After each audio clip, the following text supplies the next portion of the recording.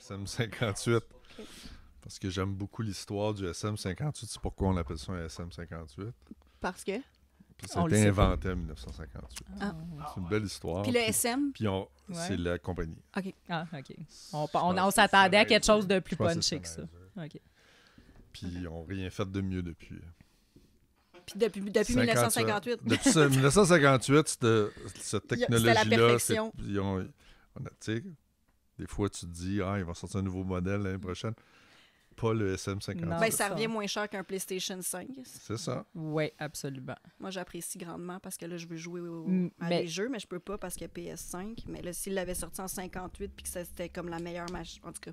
Ben, ça- moi, ce qui me vient en tête, c'est que si je veux jouer à des jeux avec mon SM58, je peux pas. là. Ça dépend Tu quel peux faire des jeu tu veux podcasts. jouer, tu fais des- Mabel. regarde, tu fais Je des peux pas nouveaux faire jeux. de podcast Tu fais des avec nouveaux- mon PlayStation. Non. Tu peux faire beaucoup de nouveaux jeux avec ton C'est SM58. ça, il y a plein de choses, une infinie de possibilités. T'as juste à écrire un show, tu pars avec ça en tournée. Voilà. Done deal. Ça que t'as dans Oui, le show. c'est ça que je travaille avec ça, c'est mon outil de travail. Bon, ben, regarde, bon Principal. choix. Ben, bon choix. Bon choix. Excellent choix. J'ai tout appris hier. Ouais, mais c'est un bon choix, pareil. Rox, Oui, Chloé. Est-ce qu'on est prêt? Est-ce que tout est seté? on m'entend. Ok. Est-ce que tu avais des attentes envers le podcast ce soir? Est-ce qu'on... Non, j'avais pas d'attente. Ben, j'avais le goût d'apprendre c'était quoi votre univers. OK. Plus. C'était plus ça que je me dis, je vais découvrir ça. OK. Parce que c'est ça, vous avez développé un univers intéressant qui est une voix différente. Fait que là, j'ai accepté votre invitation à cause de ça. OK. Parce que, c'est-à-dire que j'adore le format des podcasts, mais j'aime pas aller sur les mêmes podcasts. J'en ai pas fait tant que ça, des podcasts, mais c'est parce que j'ai l'impression que je me connais, puis j'ai comme 14 bonnes anecdotes, puis j'en ai compté au moins 12 déjà dans des podcasts. On essaye de Fait sortir que les deux. si je autres vais dans les mêmes d'asseoir. podcasts qui me posent les mêmes questions, où ils font comme des biographies de ma vie, tout ça, me ressortir dans mon bundle de 14 anecdotes, les mêmes selon le temps qui m'est alloué. Hey, je pense que notre concept va être vraiment différent des podcasts que tu as fait avant de bord. C'est ça qui est intéressant dans un podcast longue durée. C'est pas de refaire la même chose. Je pense pas qu'on va poser les mêmes questions. Ben, C'est ça. ouais, c'est ça. J'ai comme eu, tu sais, on commence, là, on va être honnête. Ouais, ouais. Tu sais, c'est un nouveau projet. J'ai pas beaucoup d'expérience là-dedans, encore moins pour, tu sais, recevoir des invités. T'es le troisième parfait, qu'on ouais. reçoit.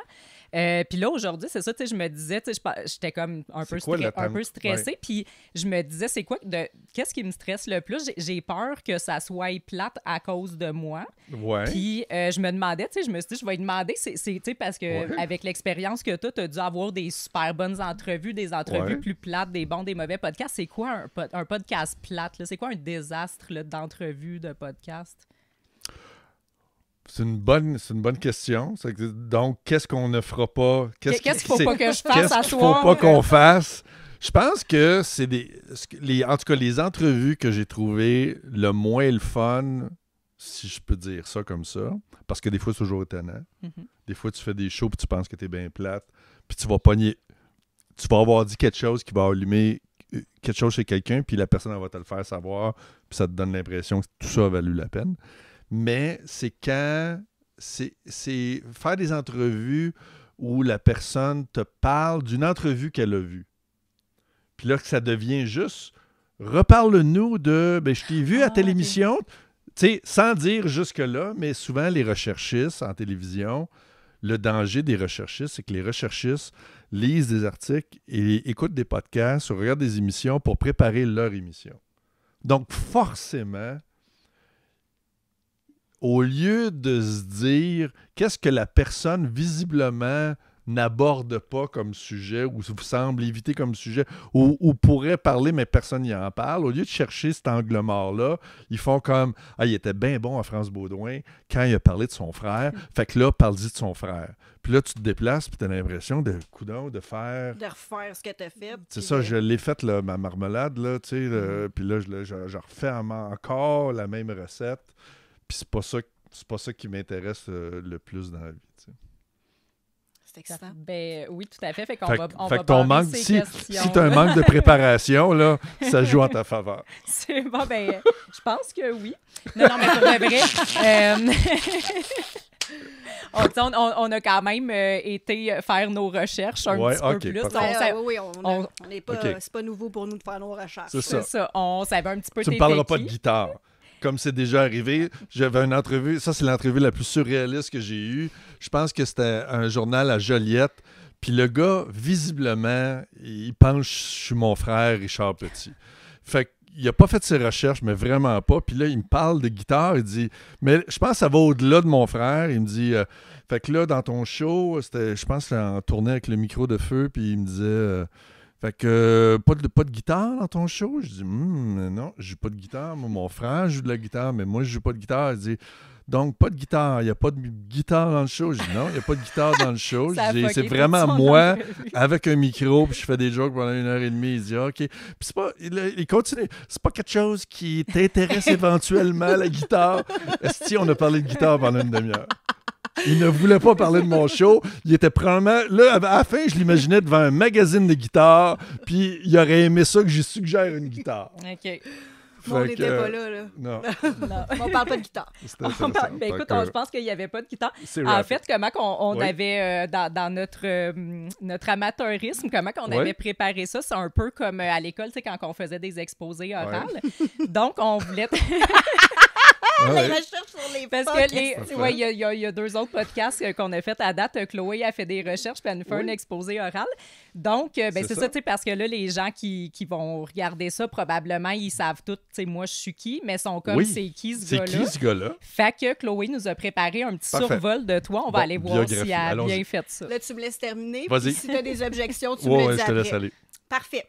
Donc, Martin. Oui.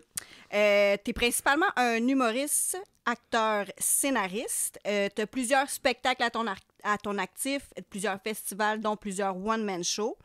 Tu es cofondateur du Bordel Comedy Club. Tu as fait partie du groupe rap Les Nouveaux Prophètes autour des années 90. Tu as fait plusieurs apparitions marquantes à la télé. Ma préférée, ce sera celle avec Bulldog Bazar. Bon, enfin, quelqu'un qui s'en rappelle. Ben, regarde, moi, j'ai tatoué ça sur le cœur. Moi, c'est le rap qui m'a marqué. Oui, c'est ça. Puis toi, t'avais quel âge? Je devais avoir entre 8 et 7-9 ans, je te dirais. C'est ça, t'étais le public cible. Puis j'ai fait 1 an, Bulldog Bazar. OK. Puis à date, t'es la troisième personne peut-être qui m'en parle. Comme quoi, peut-être la première qui m'en a parlé pendant le 1 an et demi que j'étais en onde, c'était quelqu'un qui m'a accosté sur Mont-Royal. OK. Puis qui me disait, il dit, écoute, moi je t'écoute à chaque semaine, mais il y avait comme 25 ans. Puis il dit, nous autres, on fait de l'acide toute la nuit, puis on finit notre buzz. De l'acide ou de la I, là, vraiment à l'époque. Puis il dit, nous autres, on finit notre buzz, on écoute Bulldog Bazar. Wow. Fait que là, moi, je travaillais, je pensais juste à lui. Après ça, tu sais, j'allais travailler, puis je me disais, la seule personne que je sais qui m'écoute, puisque je n'étais pas en contact avec des enfants de 7 ans. Ben oui. Fait que je me disais que je m'adressais à... Puis on avait un segment, Didier et moi, on écoutait Twin Peaks à cette époque-là. Puis il y avait une scène dans Twin Peaks, dans la première version de Twin Peaks, où ils voulaient jouer la scène à l'endroit, si je me rappelle bien, mais les acteurs avaient appris leur réplique à l'envers. OK. C'est-à-dire qu'ils avaient dit leur réplique à l'endroit, ils avaient écouté à l'envers ce que ça donnait, puis ça donne souvent, tu sais, une réplique à l'envers, t'entends « chouette, bichouette ». Ouais. Fait que là, eux autres, ils se sont dit, je vais dire, je vais tout de suite. Puis, en leur virant à l'envers, ça devrait dire, bonjour, viens t'asseoir. Mais, fait que la scène de Twin Peaks, t'entends, là, comme, viens t'asseoir. Tu sais, tu perçois, mais c'est pas clair, parce que c'est une phrase à l'envers qui est jouée à l'envers pour entendre à l'endroit. Fait que nous autres, on avait essayé ça dans un segment. Puis on parlait à l'envers, puis c'était joué à l'endroit. Mais c'était sous-titré parce qu'on comprenait pas grand-chose. Fait que là, puis on marchait à l'envers. Dans le studio, il y avait de la boucane qui rentrait dans les studios. Puis là, on parlait de même. Ça durait là, comme 1 minute. Puis il avait fait un sondage chez les enfants, quelle portion du show ils aimaient. Il y avait des portions sketch, il y avait des portions ça, puis on scorait haut dans toutes les affaires, puis unanimement, la portion que les enfants... Le rapport de recherche, c'était même pas les enfants n'aiment pas ça, c'était les enfants de tous les âges ont peur pendant le segment. Littéralement. C'était un cauchemar pour tous les enfants qui regardaient. Ils étaient terrorisés. Fait que c'était un segment qu'on a enlevé. Voilà. C'est que je sais pas si ça a marqué ta jeunesse. Ben, moi, Bulldog Bazar, la toune, je peux te la jouer dans ma tête oui, seule, mais ouais. Mais le gars qui t'avait parlé, lui, ça a dû être comme le seul qui a aimé ça, dans le fond. Il y avait juste moi et Didier qui capotait là-dessus. T'es aussi le créateur des Pêcheurs, qui a été diffusé en 2013, puis repris. Ben, le concept a été repris aux US, je crois. Adapté, oui. Adapté. Ben ouais, t'écris pour la télé, le cinéma, entre autres le film Starbuck que j'ai adoré. Somme toute, on peut dire que tu es un homme complet. Est-ce que tu nous caches un show de ballet jazz prochainement? Oui, je te l'ai bien caché parce qu'au cégep Montmorency où j'allais, j'ai eu un léger choix de carrière qui était, je pense pas que je dis que c'était une carrière, mais un des premiers shows que j'ai fait live, à part de faire de l'improvisation au cégep, c'était un spectacle de danse moderne. Voilà. Fait que là, il y a un chorégraphe au cégep Montmorency qui me regardait. J'étais un grand mince, puis il aimait comment je bougeais. Puis là, il s'est dit, tiens, il dit, il y a un deck en danse. Puis il dit, il n'y a pas de gars. Puis moi, j'ai une pièce de théâtre, j'ai besoin d'un gars qui parle pendant que les 12-13 filles dansent, whatever. Fait que là, j'avais ce rôle parler-là. Puis là, j'ai fait une mini-tournée avec les danseuses de danse moderne. Voilà. Puis il voulait faire un autre show. Puis il m'a fait répéter pour un autre show. OK. Fait que là, de la façon qui fonctionnait pour faire ses chorégraphies, c'est qu'il travaillait en atelier, puis il te faisait danser, puis là, il commençait à monter le spectacle. Puis là, c'est là que j'avais le choix. Puis là, moi, en même temps, je faisais des sketchs pour des animations de cégep en spectacle. Puis là, j'avais la piqûre de faire de l'humour. Fait qu'à un moment donné, j'étais obligé de laisser tomber la danse moderne parce que je voyais honnêtement pas beaucoup d'avenues. Puis à part le plaisir de partager un local de danse avec des danseuses, là, honnêtement, c'était pas assez pour me garder motivé. Mais t'es un peu danseur, là. J'étais un peu danseur aussi. Fait que c'est la seule corde que je t'ai cachée. Sinon, fait que dans le fond, le gars qui caché voulait pas tellement, c'est la seule affaire que tu fais pas. Dans le fond, il est tombé pile genre sur la seule affaire qui t'intéresse pas. Là. Mais cela dit, par exemple, j'ai développé grâce à ça une vraie passion pour la danse moderne. Fait que là, c'est peut-être une des affaires que je suis allé voir. J'ai pas été abonné à part l'humour, là. J'ai été abonné à, mettons, Festival de Nouvelle Danse. Pendant une couple d'années, j'allais là parce que c'est un art que je comprends pas, mais pour avoir vu surtout les filles travailler là-dedans, il n'y a rien qui m'impressionne plus que de voir, parce que j'étais capable de voir le travail derrière. Mm-hmm. Puis il y a quelque chose de fascinant, pour vrai, il y a quelque chose de plus mystérieux. L'humour, c'est pas mystérieux. C'est ce que j'aime aussi, mais il y a pas une part de mystère dans l'humour. Chaque joke, elle se comprend. Puis une bonne. Si la joke est mystérieuse, elle n'est pas bonne. Ouais, non. C'est comme, c'est ça. Tu rentres dans l'atelier de création d'humour, tu passes l'aspirateur, tu enlèves tout le mystère dans tout. Tu montes les ficelles, puis là, ça devient drôle. Mais de la danse, tu peux garder ça dans la boucane, puis ça va être un bon show pareil. Mm-hmm. Puis, tu sais, la danse comme plus contemporaine, moi, tu sais, je connais zéro ça. Puis, tu sais, je sais que quand on se met à s'intéresser à quelque chose, c'est plus complexe que ça. Mais moi, j'ai tellement dans la tête que c'est juste du monde qui se pitch partout puis qui font n'importe quoi. Puis ça a l'air, tu sais, il me semble n'importe qui peut faire ça. Tu te trompes pas en disant qu'il y a ça aussi. OK. Tu sais, c'est-à-dire que le seul show où je me suis endormi, Festival de Nouvelle Danse, c'était un danseur néerlandais. Puis le décor, c'était une chute. Puis il rentre sur scène, puis il commence, puis il fait ça avec ses mains, puis il bouge pas. Puis j'avais une grosse journée, puis j'étais siège A1. J'étais assis en avant. J'ai fait 5 minutes. Je suis parti tellement profondément. J'ai dû peut-être respirer fort, comme, tu sais, mais j'ai pas ronflé, là. Mais j'ai dormi facile 50 minutes. Profondément. Là. Bien, là. Bien, puis j'étais bien parce que c'était juste des sons de forêt, puis tout ça. Puis quand j'ai ouvert les yeux, puis j'ai fait de la scène. Je faisais déjà de la scène à l'époque. Fait que je sais à quel point ça peut être insultant de te réveiller, tu sais, d'ouvrir les yeux puis de voir un gars qui dort dans ta face longtemps, là. Ben, puis là, j'avais peur d'avoir manqué quelque chose dans le show.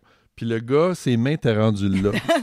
Fait que là, je me suis dit, OK, il y a 45 minutes. C'est ça que j'ai raté. Je suis arrivé à la conclusion, je dis, c'est peut-être ça que lui voulait. Que moi, je relaxe. Peut-être. Là, je me suis dit, gars, il a réussi. J'ai récupéré la petite heure qui me manquait. Puis j'ai bien dormi. T'sais, on ne sait pas ce qui se passe dans la tête des gens. Ou peut-être qu'il est dans un podcast aujourd'hui en train de dire « Moi, ça m'a traumatisé. Il y a un gars qui a dormi à... » J'ai fait un arbre, puis il y a un gars à Montréal qui m'a fait réaliser que j'étais allé trop loin dans l'anti-danse, puis que je me suis mis à... J'étais allé en informatique. C'est ça. Il fait des PlayStation maintenant. Peut-être. Voilà. Je vais peut-être pouvoir me vendre mon PS5 moins cher. Absolument. Exact. Tout est Donc, dans tout. C'est une belle biographie. Ben oui. Oui, t'as bien analysé mon travail. Fait que si on résume, Oui. t'es humoriste, scripteur, Principalement rappeur, humoriste, danseur. Oui. Est-ce que tu te considères comme un artiste? Si je suis pas un artiste, je suis pas grand-chose. C'est quoi un artiste? C'est un artiste, c'est un c'est une trail. Ouais, t'embarques dans une trail. Fait que t'es pas le même artiste quand tu rentres dans la trail, puis t'es pas le même artiste au milieu de la trail puis à la fin de la trail. Fait que c'est une démarche. Être un artiste, c'est une démarche. Fait que t'es pas... C'est comme n'importe quoi, tu sais que tu rentres dans cette affaire-là d'être un artiste avec l'intention ou l'acceptation que tu vas être transformé par le chemin que tu prends. Fait que moi, je savais que devenir un artiste, je ne savais pas ce que j'allais faire exactement, je ne savais pas ce que j'allais produire, mais j'étais intéressé par le fait que ça allait me transformer. J'allais me servir de ça pour apprendre sur la vie, apprendre sur moi, puis me transformer là-dedans. Fait que je pense qu'à ce niveau-là, je suis resté fidèle à mon intention de départ d'être un artiste. C'était pas pour être quoi que ce soit aux yeux des autres. C'était quelque chose que je faisais pour moi, puis si la conséquence c'était d'être connu, là, parce qu'on vit une époque où c'est ça qui prédomine, mais moi, quand je suis rentré, c'était pas une époque où c'est ça qui prédominait. Fait que c'était comme, tu faisais vœu de pauvreté, puis d'anonymat général, puis tu disais, malgré tout ça, même si personne ne te connaît, puis si tu fais pas une scène... En sachant pas qu'est-ce que tu allais manger demain, toi, tu allais être un artiste. Exactement. Pareil. Moi, ce qui a été déterminant, là, parce que j'avais la chienne, comme tout le monde, de m'en aller dans cette affaire-là, puis j'hésitais, parce que je sais que... Tu sais, je sais que j'étais bon à l'école quand ça me tentait. Fait que je sais que j'aurais pu faire d'autres choses dans la vie. Je n'étais pas face à zéro choix. J'aurais pu tirer mon épingle du jeu dans plein d'autres domaines. Là, est-ce que j'aurais été heureux? Je ne sais pas, mais j'aurais pu. Fait qu'à un moment donné, il y a une notion de choix, puis une notion de tous les choix, c'est le moins safe, puis c'est le moins sécure de tous les choix que je pourrais faire. Puis j'étais rentré, le hasard de la vie a fait que je suis allé dans une conférence au Fofone électrique. Fait que fouille-moi pourquoi l'UQAM, c'est ça. L'UQAM avait organisé, mais c'était pas j'étais même pas inscrit à l'UQAM. L'UQAM a organisé une conférence au Fofone électrique, c'est quand même pas banal. Fait que je me ramasse au Fofone électrique, puis c'est une conférence sur les anticonformistes, et celui qui est il y a une chanteuse d'un groupe punk qui est là sur scène, et il y a Vaillancourt, le sculpteur.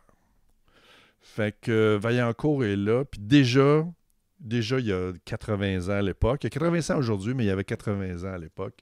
Il y a toujours eu, tu sais, cette petite barbe blanche-là, puis les cheveux longs blancs, puis, tu sais, il est là, puis... Figé dans le temps. Ouais, il est fantastique, il a une prestance, tu sais, puis sans connaître son œuvre à l'époque, j'étais comme, bon, Armand Vaillancourt, OK, c'est un artiste pour moi, tu sais. Puis là, il témoigne de son quotidien.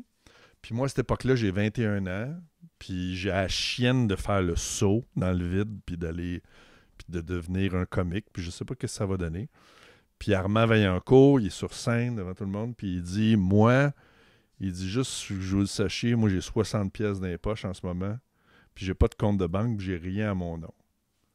Mais j'ai 60 pièces dans les poches. Puis c'est tout ce que j'ai. Je suis heureux, puis j'ai jamais manqué de rien. Puis pour moi, ça a fait comme... j'ai mes parents à Laval qui sont comme remplis d'angoisse devant « Mais qu'est-ce que tu vas aller faire là-dedans? » Puis là, j'ai quelqu'un qui a comme 60 puis qui me dit « J'ai 60 pièces dans les poches, mais j'ai manqué de rien. » Fait qu'il vit dans la confiance qu'à tous les jours, les choses se placent. Puis fait que j'ai jumpé dans sa proposition. J'adore cette proposition. Ouais, j'ai jumpé dans sa proposition à lui. Puis ça a été, moi, ma référence. Il y en a qui ont jumpé probablement en voyant des humoristes dire « Moi, je viens de m'acheter une Porsche. » Puis en fait, « Ah, c'est ça que je veux faire. Je vais avoir la Porsche. » Puis moi, j'ai jumpé dans la proposition d'Armand Vaillancourt. J'ai 60 pièces dans les poches. Fait que moi, si j'ai moins que 60 pièces, c'est un échec. Mais tant que j'ai 60 pièces dans les poches... Mais est-ce que le fait, justement, est-ce que le succès, puis d'avoir, de se ramasser avec plus que 60$ dans les poches, est-ce que ça devient plus difficile de rester comme intègre en tant qu'artiste ou de garder sa voix artistique? Ou Je pense pas que ça se joue sur l'intégrité. Je pense que l'intégrité, c'est tout ce que t'es. Ça définit tout ce que t'es comme artiste. C'est-à-dire que pourquoi tu fais ça, ça va changer avec le temps. Ça va changer avec tes intentions parce que si... Tu sais, moi, je suis rentré dans ce milieu, j'avais vu Jean-Marc Parent faire un sketch à la TV, tu sais, à Juste pour rire. Puis j'avais eu le déclic, j'ai fait... Tu sais, c'était très simple. Jean-Marc avait ce génie-là de faire des choses simples. Puis il faisait un gars qui patentait. Je pense que ça doit être l'ancêtre du sketch de Martin et Matt qui pioche avec un clou. Il faisait un gars qui montait de quoi puis qui sacrait. Puis c'était juste ça son number. Il sac. Il est en maudit. Puis tu sais, c'était un number à TV. Puis je trouvais l'idée si simple, bien faite. Je dis, OK, ça me ressemble. C'est le genre de flash que je peux avoir en impro. Puis là, je me suis dit, ça va être ça. Je vais essayer dans l'humour. Puis 3 mois plus tard, j'étais à Juste pour rire. Ça a été super rapide. Mon 4e show, j'étais à Juste pour rire. Je suis rentré, je me suis inscrit, j'ai fait un concours. Le premier prix du concours, c'était de faire un gala Juste pour rire. Okay. Fait que mon 4e show, j'étais sur scène à Juste pour rire. Alors que maintenant, un numéro, tu peux... je le rode au bordel 4 fois dans ma V1. Je vais le faire 25 fois avant de monter sur scène puis le présenter, tu sais. Moi, 4 fois, tu sais, j'étais terrorisé, puis en même temps, c'était la seule affaire que je m'étais dit, je vais faire ça, moi, à un moment donné, Juste pour rire. Puis 3 mois plus tard, c'était fait. Fait qu'après ça, tu fais quoi? Tu sais, après ça, tu te dis, bon, mais pourquoi je fais cette midi? Tu sais? Fait qu'il a toujours fallu que tu ailles chercher tes pourquoi au fil du temps, puis, tu sais, là, ça a été accompli, ben mon prochain objectif va être... Fait que tu as toujours grimpé les échelons de cette manière-là. À chaque année, je me pose la question. À chaque année, depuis que j'ai commencé, je me pose la question. Il y a tout le temps un moment dans l'année, là, tout le temps fin août, début septembre, là, le calendrier scolaire. Je me dis, j'arrête-tu ce métier-là? Pourquoi je continue? Puis qu'est-ce que ça me tente de faire? Ou qu'est-ce que... Tu sais, pourquoi je continuerais cette affaire-là? Je me pose la question à chaque année. Tu sais, j'étais en Pologne il y a peut-être une 15aine d'années, tu sais, puis pas longtemps après pas longtemps après que, tu sais, la Pologne n'a pas été un pays pendant, 150 ans, tu sais, envahi par un, envahi par l'autre, puis quand les Russes sont partis, puis là, ça fait qu'il y a toute une nouvelle génération d'artistes qui arrivaient, puis j'étais dans une expo, puis c'était des finissants en or, puis il y avait une fille, son travail de fin d'année, elle a fait une toile, puis la question, c'est la liberté, qu'est-ce qu'on fait? Oui, mais qu'est-ce qu'on fait avec ça? Tu sais, quand tu n'as pas grandi dans la liberté, tu te poses la question, je fais quoi maintenant que... Puis, tu sais, au Québec, on est une des rares sociétés dans le monde où tu grandis, tu arrives au primaire, puis tu es dans un espace de liberté. Puis là, la question que tu te poses, c'est... Puis la question qu'il faut tout le temps se poser... OK, maintenant, tu as cette liberté-là. Là, juste ça, là, c'est une liberté. Là.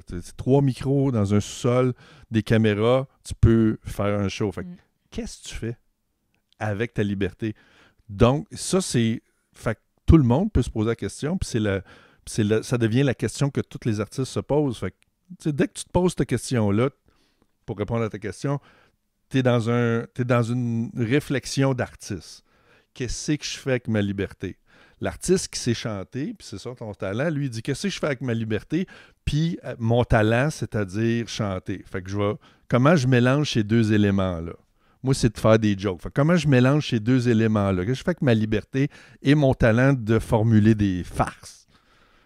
C'est pas mystérieux, un artiste. C'est juste cette dimension-là de talent qui rend que va falloir que je fasse un spectacle avec mon esti de talent pour gagner.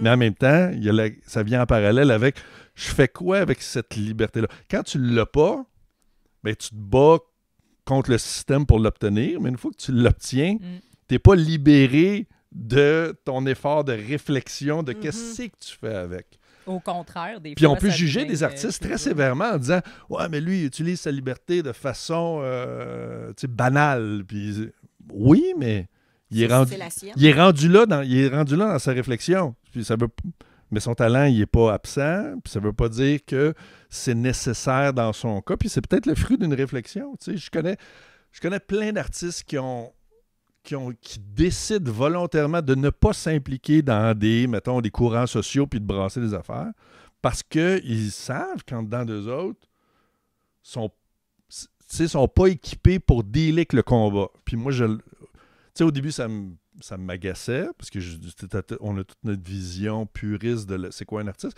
Puis à un moment donné, j'ai fini par comprendre, que il y a du monde qui ont des enfants, il y a du monde qui n'ont pas d'enfants. Puis je respecte la réflexion qu'il y a derrière.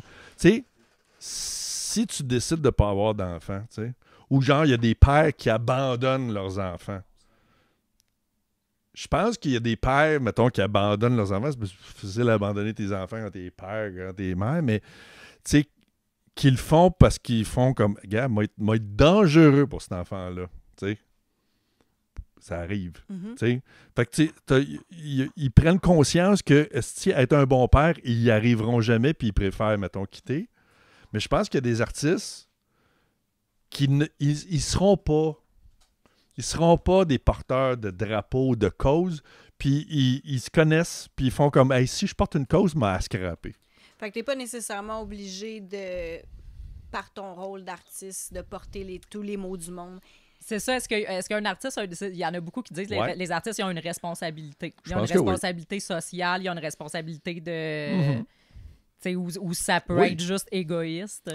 Non, ils ont une responsabilité envers eux-mêmes. Oui. Puis si juste cette responsabilité-là, c'est too much... C'est ça. Je respecte ça. Oui, mais parce que j'ai des amis qui, comme artistes... Je suis entouré que d'artistes. Tu sais, ça a donné, là, je veux dire, quand tu fais de l'impro, je réalise que tous mes chums, c'est des artistes, puis j'ai la chance de les suivre depuis 40 ans. Puis j'ai des chums que juste être qui ils sont, c'est tellement compliqué qu'ils sont pas capables d'aider le voisin. Parce que leurs problèmes mentaux font en sorte que juste se tenir debout puis passer à travers la journée, c'est ça qui leur demande tout leur petit change. Puis ils sont très drôles, puis ils chantent très bien, puis ils ont tous les talents. Fait que, tu sais, de leur demander après ça d'être porte-parole de la cause, puis de l'amiante, puis de purifier l'air, puis s'occuper du Burkina Faso, pour eux autres, c'est visiblement too much. Leur quotidien, c'est une épreuve. Fait que je respecte ça aussi. Puis tant mieux s'il y en a que... Puis des fois, il y en a que c'est plus facile, justement, essayer de sauver le Burkina Faso que de s'occuper de leur propre vie aussi. Fait que, tu sais, il y a une fuite. Tu sais, tu choisis tes fuites puis tes combats, là, tu sais. Fait que c'est ça. Et tu peux être jugé par ça aussi, tu sais, parce que t'es pas obligé... Je ne plairai jamais à personne parce que ma démarche, elle me concerne moi. Puis je sais qu'elle peut parler à certaines personnes. Puis il y a du monde qui font comme moi. C'est pas ça que je cherche chez un artiste. Comme dans un buffet. Dis, gars, moi, j'ai pas le goût de manger de la salade. Puis là, tu cherches le poulet dans le buffet. Puis là, tu vas le trouver, ton poulet dans le buffet, tu sais, des artistes. Tu as ce choix-là. Mais je pense pas que... Moi, je ferais... Si j'avais une école d'artistes, puis j'étais comme directeur d'école, j'essaierais d'encourager toutes ces catégories-là. J'essaierais pas d'en imposer une. Parce que ça, ce serait chiant. Tu sais, les humoristes, on nous demande, selon la mode, là, on nous demande d'être tout de même. Puis, tu sais, toute ma vie, je me suis fait chialer après. Je suis dans un domaine très visible où tout le monde a une opinion sur comment moi, je devrais faire ma job. Puis c'est jamais arrivé, depuis que je suis humoriste, c'est jamais arrivé que j'ouvre le cahier des arts, de peu importe le journal, puis de lire à quel point on fait bien notre job cette année. C'est jamais arrivé. C'est tout le temps, on est tout trop tata, on est tout trop cocombe, on n'est pas assez ci, on n'est pas assez ça. On n'est jamais la vitrine que les gens voudraient voir, alors que on est un miroir déformant de la réalité. Fait que, c'est sûr que si tu espères te regarder dans ce miroir-là puis te voir à ton plus beau, ça n'arrivera jamais. Fait que, nous autres, on est condamnés à toujours se faire dire comment faire notre job. Fait que ça aussi, c'est intéressant. Tu jongles avec ça. T'as un rebound toujours négatif quand tu es un humoriste, sauf avec le public. Puis encore là, le public, très honnête. Public, c'est live, le public rit pas. Moi, j'adore. C'est mon seul boss que je respecte depuis tant de ces années. En fait, je suis tombé en amour avec la réponse sans équivoque du public. C'est ça qui me fait capoter de mon métier, là. C'est ce que j'aime le plus. Du public dans la salle, du public. Vraiment. Là. Le public dans la salle. C'est authentique, c'est une réponse authentique, c'est pur. Il n'y a pas de peut-être que oui, peut-être que non, c'est clair, là. C'est bon ou c'est pas bon, puis le public va te le dire. Le public, là, ils ont bien des talents, mais ce sont de très, très, très mauvais comédiens. Ben, il n'y a pas pur mauvais comédien. Il n'y a pas plus mauvais comédien. Tu sais, tu demandes à un public des fois, là, pour la caméra, il y a des fois, ils demandent ça. Tu sais, OK, là, riez, là, on va vous filmer. Ils sont mauvais. Ça paraît, tu le vois. Là, 1000 personnes n'est pas capable de faire semblant de rire. Même quand tu le demandes, avec toute la meilleure volonté du monde. Ça va être monotone. Ils sont comme... Vrai rire, c'est ça. Ils sont pas tous pas capables de... Fait que c'est ça qui est fabuleux. Fait que devant ça, je m'incline. Fait que quand ça rit, quand je vais au bordel, puis là, ça rit, puis là, tu le valides 3-4 fois, tu dis « OK, je tiens quelque chose ». Puis quand ça rit pas 4 fois, je l'accepte aussi. Puis ça m'apaise. Je suis quelqu'un qui a besoin de cette réponse-là. Fait que probablement que dans ma nature, l'ambiguïté, j'aime pas ça. Qu'est-ce que tu penses de la réponse du public, mais pas dans un spectacle? Le public qui est à la maison, qui est sur Internet, qui vous regarde à la télé, as-tu l'impression que dernièrement, il y a des petites frictions entre les gens et les artistes plus qu'avant? En fait, je vais nuancer mon propos. Tout le monde est important. Mais quand les gens me regardent à la télévision, si c'est ça notre relation, ça m'importe peu. OK. Fait que, tu sais, pour moi, le monde qui est important, c'est le monde avec qui je suis dans la même pièce, là, c'est-à-dire dans une salle de spectacle. Mm-hmm. Les gens qui sont là, ils peuvent m'avoir vu à la télévision, mais c'est quand ils sont dans la salle qui ont toute mon attention, mon affection, puis ils ont toute mon écoute, puis c'est vraiment pour eux autres que je me donne. Fait que quand je vais à la télé, je prends cette énergie-là, puis j'essaie de l'amener à la télé. Mais s'il n'y avait pas l'énergie de... Tu sais, ça me fascine ceux qui font que de la télé puis qui font pas de la scène. Mm-hmm. Moi, je fais de la scène parce que c'est pour eux autres que je travaille. Puis c'est pour ça que j'aime faire, mettons, des galas. Donc, c'est des captations où des fois, ce que je mets sur les réseaux sociaux, c'est moi devant du monde. Parce que je crois à l'œuvre commune. C'est pas juste moi qui est sur scène qui dit des affaires, c'est... Moi, je dis des affaires, puis ça rit là. Fait que là, gars, il s'est passé de quoi. Fait que dis-moi jamais que c'est pas drôle ce que j'ai fait. Non, gars, ça a été drôle pour tous ces gens-là. Là. Puis ils sont pas capables de faker des rires. Puis je peux quand même, j'ai payé, ce sera pas bon. Puis ils riraient pas au bon moment. Fait que ça, c'est donc une œuvre commune. Fait que voilà, tout ça, tu ne peux pas rien changer. Après ça, si t'aimes ça, t'aimes pas ça. Ça m'importe peu. En fait, où ça m'importe, c'est que, puis je le fais volontairement sur les réseaux sociaux, quand je mets des petits clips, puis je mets souvent des clips qui peuvent peut-être provoquer, parce que volontairement, c'est comme, si ça te gosse, on va se rendre service les deux. Viens pas voir mon c'est important, parce qu'il y en a plein d'autres humoristes, fait que va voir tous les autres humoristes sauf moi. Puis moi, ça va m'éviter de t'avoir dans la salle, ta face de batte pendant 1h30, déranger les 4 autres tables qui ont du fun, tu sais. Parce que je la veux pas, cette face-là de « Ah, si, j'ai réalisé que je suis pas dans la bonne classe au cégep, puis là, je suis gêné de m'en aller. Ah, si, tu sais, on l'a... Je veux pas ta face. Je veux pas entendre... Non, va ailleurs. Nous autres, on est assez pour avoir beaucoup de plaisir. J'ai pas besoin de... Fait que, tu sais, je pense que c'est important d'envoyer le bon message. Tu sais, si les gens venaient pour me voir pour des mauvaises raisons, ce serait dommage, parce que là, les gens feraient comme, ah, ben là, il fait pas... il fait pas ce que je pensais qu'il faisait, puis on serait tous dans la confusion. Oui, puis toi, c'est pas le fun non plus. Exactement. Fait que moi, je pense que c'est ça, je fais une bonne job. Je fais une bonne job. Sur les réseaux sociaux, pour moi, ça a une fonction. De dire, s'il y a quelqu'un qui a une curiosité, puis il n'est pas capable de lire 3 tweets, puis il n'est pas capable sans pogner les nerfs, puis il n'est pas capable d'avoir un segment de moi sans pogner les nerfs, ben j'ai fait ma job. Parfait. Tu as réalisé que c'était pas pour toi, puis... Mais c'est ça, mais tu fais des tweets aussi autres que, tu fais pas juste mettre des extraits Non, c'est ça. Tu fais aussi beaucoup, tu es quand même assez actif sur les réseaux sociaux, puis tu donnes ton opinion, puis tout. Tu penses quoi du fait que, de plus en plus, monsieur, madame, tout le monde peut autant dire son avis que les artistes, que les politiciens, que les journalistes, ces réseaux sociaux, puis que tout le monde, je trouve que dit son avis. Là. Je trouve que, tu sais, c'est ça. J'ai commencé ma carrière, mettons... Tu sais, ça fait pas si longtemps que ça, là, dans l'histoire de l'humanité, ma carrière. Fait que, tu sais, si on prend, là, mais j'ai commencé quand même pré-Internet. Fait que, tu sais, j'ai commencé en 91, puis, tu sais, Internet, tu sais, on dit Internet, c'est Internet haute vitesse. Moi, je calcule Internet quand elle est devenue haute vitesse.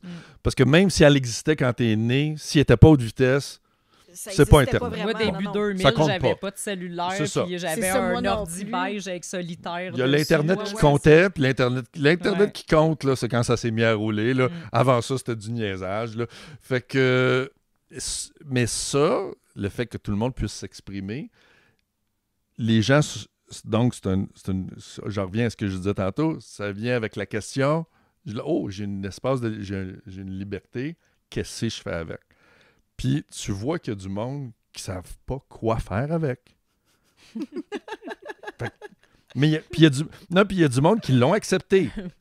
Dans toute la gang, il y en a énormément. Puis qui ont accepté qu'ils ne savaient pas quoi faire. La majorité, ils ont posté 2-3 affaires. Puis là, tu vas sur leur wall, là, puis ils ont un post 2011, 2016. Puis... Ils ont été incapables de formuler quelque chose dans toutes ces années-là. Là. Puis ils vont à tous les jours. Ils sont incapables de formuler. C'est pas possible. Ils probablement qu'ils lisent puis ils font comme ben oui, mais c'est ça que je voulais dire. J'ai pas besoin de le dire différemment. Fait que des fois, ils like. Puis ça veut dire, gars, moi voilà. Je suis d'accord. Je suis d'accord avec ça. Puis tu viens de m'économiser le temps de le formuler de façon originale, puis ils font comme moi. C'est assez. Moi, tout ce qui m'arrange, c'est le prix de l'essence. Avec une fois, tous les 5 ans, ils font « Ah, c'est-tu le prix de l'essence? » Puis là, ils font un post. Mais c'est correct. Puis ils veulent pas... Puis ils réalisent que moi, je veux pas faire le spectacle de cette affaire-là.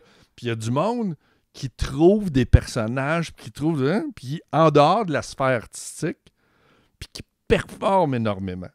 Fait que, tu sais, je pense que ça t'a rejoint. Tout ça, c'est de moi, j'aime ça, voir du monde se trouver des avatars, des alias, tu sais. Puis là, je connais pas, là, tu sais, c'est genre, je sais pas, mais des fois, je suis abonné avec du monde qui pense complètement différemment de moi, là. Okay. Puis je suis capable de m'amuser. Si moi, la joke est bien écrite, là, tu sais, comme je suis souverainiste, là, je pense qu'après 4 tweets, tu le comprends, là. Mais je peux être abonné avec un fédéraliste qui va faire une bonne joke, je suis capable de la prendre si la joke est bonne. Je suis capable de m'intéresser à des points de vue différents du mien si c'est exprimé de façon drôle. Ça me réconcilie avec l'autre camp que dans ma tête. Au lieu d'imaginer un camp peuplé d'imbéciles qui sont pas d'accord avec moi, je suis capable d'imaginer du monde qui ont de l'humour puis qui sont wise, mais qui pensent pas comme moi pour différentes raisons. Fait que ça, moi, je trouve que c'est un effet de rapprochement. Tu sais, là, il y a dans le positif des réseaux sociaux, moi, c'est cette affaire-là que je trouve intéressant. C'est comment entretenir l'espèce de tolérance envers des gens qui pensent systématiquement différents de toi dans leurs réflexes, là, puis d'être capable de dire on est quand même dans la même gang. C'est un effort. Fait que si moi, de la façon que je le gère, c'est j'en trouve mettons, je vais trouver le meilleur ou le plus drôle, le plus entertainer qui est pas d'accord avec moi. Puis je me le garde. Puis là, je me dis, c'est suffisant. Pas besoin d'en avoir 14. Là, puis je veux pas avoir la version moins bonne de cette affaire-là. Puis là, j'en ai un. Puis là, je dis, OK, parfait, ça, c'est... Puis là, t'as l'autre là, qui est bien... Il y a une cause, là. Ils sont 1000, m'en prendre un. Puis je vais savoir ce que les 1000 pensent. Pas besoin d'avoir les 900 autres. On va regarder un de ceux-là. Ça, je trouve ça intéressant de Twitter. C'est ça, tu vas pas nécessairement, parce qu'il y en a qui vont chercher moi, je veux pas toutes les avoir. Le pire pour pouvoir dire j'ai raison, sont tous épais. Ouais. Il y a un gars, tu sais, je sais pas, il y a une torture mentale là-dedans, mais je l'adore. Je pense qu'il s'appelle Jean-François Martin. Le gars, il est libraire, il est sur Twitter, je le suis. Puis lui, à tous les jours, je sais pas s'il le fait moins, mais à tous les jours, pendant des mois et des mois, il allait sur le site de la Gazette. Il allait ramasser tout, il screenshotait tout le monde qui faisait des commentaires racistes sur les Québécois francophones. Puis là, il les postait. Ah, j'adore puis là, ça. Écoute, il a fait écoute, c'était juste... Mais c'était pas de dire... C'était au-delà de l'anecdote. Il n'y avait pas besoin de dire il y a des milliers de personnes dans le West Island de Montréal qui se lèvent le matin et qui détestent les francophones. Il screenshotait. À chaque article qui parlait de la langue française, puis toute la gang allait, la gang de Québécois, puis il écrivait en anglais, puis une variation d'insultes fascinante. Puis il y en a qui ont vraiment beaucoup de talent. Pendant 6 mois, mais tu sais, tes screenshots ensemble, c'est jamais les mêmes, là. Puis là, tu te dis, mais ils sont des milliers à chier ces Québécois, puis personne ne le dit, ça, c'est du racisme. Non. Lui, il screenshotait ça, puis il mettait ça sur Twitter à tous les jours. Juste l'effort d'aller là, moi, ça m'aurait fait passer une mauvaise journée. Tu sais, de lire ces affaires-là à tous les jours, je faisais... Ça te manque. Colin! On parle de racisme à tous les jours, puis personne fait OK. Mais je t'ai renseigné sur ça, mais lui, il allait dans le lac chercher les poissons pourris à main nue, puis je trouvais que c'était un effort de... Mais tu sais, c'est un effort de quelqu'un qui n'est pas connu. Ça vaut 1000 articles de journal sur c'est quoi la tension de la langue au Québec. Lui, son exercice à lui valait tous les sondages, toutes les statistiques. Regarde, je les ai lus, là, j'ai vu. Il me l'a montré ce que le monde écrit. Tabarnak, c'est violent. Puis c'est raide, puis c'est du monde de tous les âges. Puis tout ça. Fait qu'il y a du monde qui font des affaires sur les réseaux sociaux qui sont plus intéressants que des cahiers spéciaux des médias, qui sont plus intéressants que des affaires sur Netflix, là, des documentaires packagés. Si tu vas chercher certaines affaires, puis tu es précis, je trouve que c'est très, très riche. Moi, personnellement, je suis un artiste, puis je connais les limites des artistes. Là, puis je sais... j'écoute la moitié de mes chums parler, puis dès que ça déroge d'un sujet qu'ils connaissent, je sais qu'ils disent n'importe quoi, puis parce qu'on a été culturellement, la télévision a dominé pendant des années. À un moment donné, la télévision invite tout le temps le même monde. Puis il n'y a rien de moins cher que d'inviter quelqu'un t'asseoir et jaser. Puis tant qu'à jaser, on va jaser de tous les sujets. Fait que je sais que les artistes, je sais quand ils débordent puis ils parlent, puis là, ils disent n'importe quoi. Puis ça me gosse. J'aime mieux avoir quelqu'un que je connais pas puis qui va dire quelque chose de sensé. Moi, j'ai cette patience-là. Mais, tu sais... Faut les trouver. C'est ça.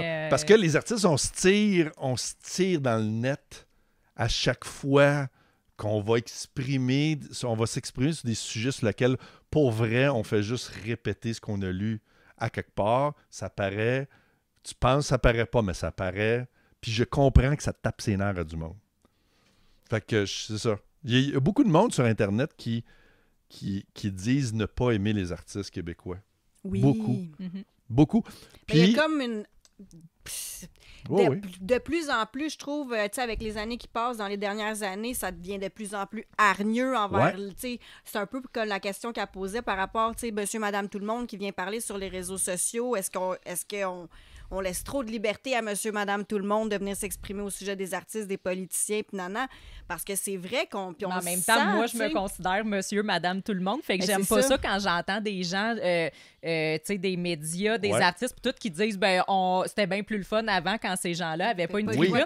Mais on est aussi intéressants que vous autres. Exactement. Oui, il y a des tout croches dans monsieur, madame, tout le monde, mais il y en a des artistes aussi, comme tu dis, qui font le tour vite. Il y a de tout. Puis c'est ça. Moi, puis ça ça crée un peu des frictions, justement. Moi, c'est un ressentiment que je comprends.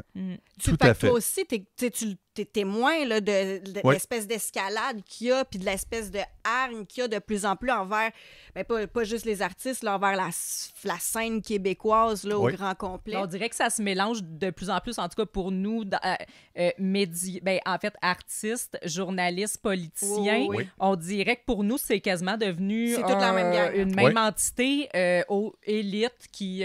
puis, tu sais, on va se le dire, on parle beaucoup de subventions ces temps-ci, puis on est de plus en plus pauvres. Là, il y a comme cette gang-là qui vivent beaucoup d'une partie de nos taxes. Puis là, en plus, on se sent méprisé. Fait que là... Oui, absolument. Moi, je l'écoute, ça. Je l'entends. Il y a une affaire que je vais citer. Je le cite souvent parce que c'est une phrase à laquelle qui me repop souvent, puis elle m'a repopé quand tu m'as parlé. C'est que... Puis... Il y a du monde qui nous écoute, fait que peut-être, je dis tout le temps que c'est Kurt Vonnegut qui a dit cette phrase-là, puis j'arrive pas à trouver l'auteur de fait que si quelqu'un le trouve. Okay. C'est que la phrase qui fait du sens, c'est devant le défi de tu prends ton feedback de où dans la vie. C'est fondamental là, que tu fasses n'importe quoi dans la vie. Moi, je prends mon feedback du public, je l'ai expliqué pourquoi. Parce que c'est un feedback que j'accepte. Moi, j'accepte d'écouter le public. Tu sais, si j'étais un peintre, puis je pourrais peindre uniquement pour ma blonde. Puis que la seule affaire qui est importante, c'est ma blonde, elle aime-tu ma peinture, puis je me fous du reste, puis je peux être exposé dans le musée, mais je m'en fous, tu sais. Tu bounces avec qui? C'est qui te dit que tu as fait une bonne journée, tu sais? Il est où le pouls? Exact. Mais comme artiste, le défi, c'est à qui tu te fies. C'est tough, tu sais. Tu peux être entouré de yes men qui te disent t'es beau, t'es fin. Puis là, tu t'en vas dans le champ. Surtout tu t'en vas, tout le monde en parle, dans le champ, backé par 8 personnes qui font comme « Hey, c'est vrai ce que tu dis. Puis là, t'as spiné des niaiseries. Puis là, t'arrives à « Tout le monde en parle ». T'évoques ça comme une vérité, évidemment. Ça fait 6 mois que tu rodes ça sur du monde qui font juste faire « Oui, t'es bon ». Puis là, tu dis une stupidité grandiose. Puis là, il y a comme 1 million de personnes qui font « Il est bien cave ». Mais il est dans une bulle entourée de monde qui font « T'es bon, t'es bon ». Puis ils s'en foutent, tu sais, de tes conversations d'après-show, puis ils te donnent raison. Il y a un danger. Puis Kurt Vonnegut, lui, ce qu'il disait, j'espère que c'est lui, il est mort, je ne saurais pas, mais il dit dans... ça va au-delà de juste le travail d'artiste, mais il dit quand le public, quand le monde en général te donne un commentaire, il dit 95% du temps, ils ont raison. Fait que je trouve que c'est une bonne règle. Mais il dit, quand le monde te suggère quoi faire pour corriger cette affaire-là, 95% du temps, ils ont tort. Ça va pour n'importe quoi. Je suis de mauvaise humeur. Tu sais, je suis tout le temps déprimé. Tu devrais peut-être faire du sport.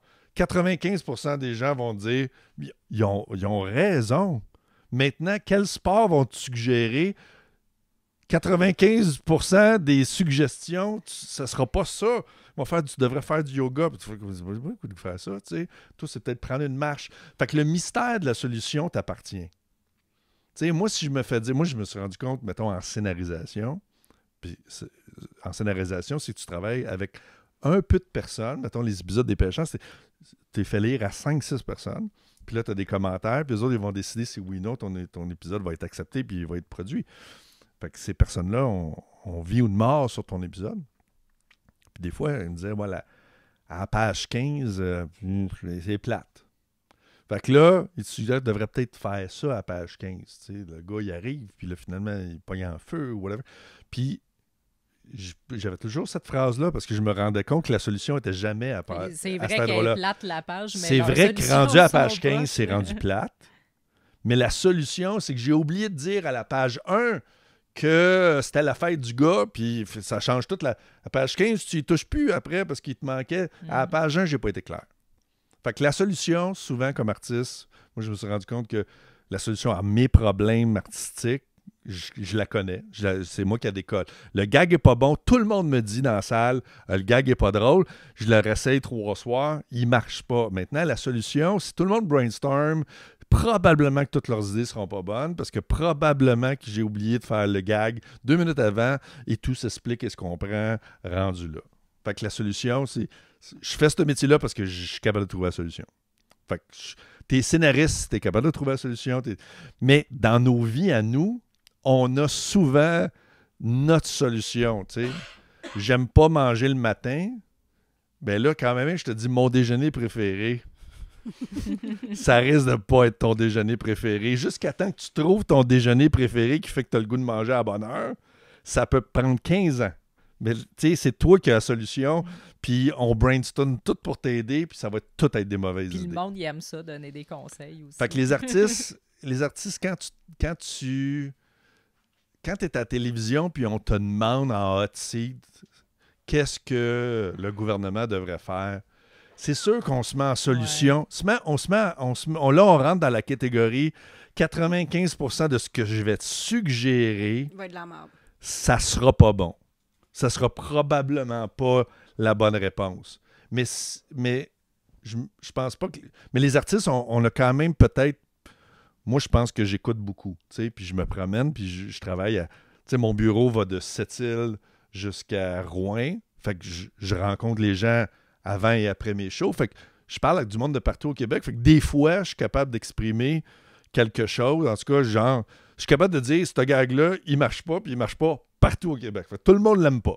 Fait qu'au moins, j'ai cette information-là. T'sais? Fait que je suis capable d'exprimer des choses. Mais est-ce que dans mes solutions, je suis ride-on? Moi, je pense pas. Puis le manque d'humilité des artistes, des médias et des politiciens, c'est malheureusement le rôle des politiciens de verbaliser puis d'émettre des solutions. Fait qu'eux autres, il faut qu'ils se fassent une tête sur le problème, mais eux autres, il faut qu'ils trouvent la solution. Puis il faut que c'est dur d'avancer dans ce domaine-là avec humilité.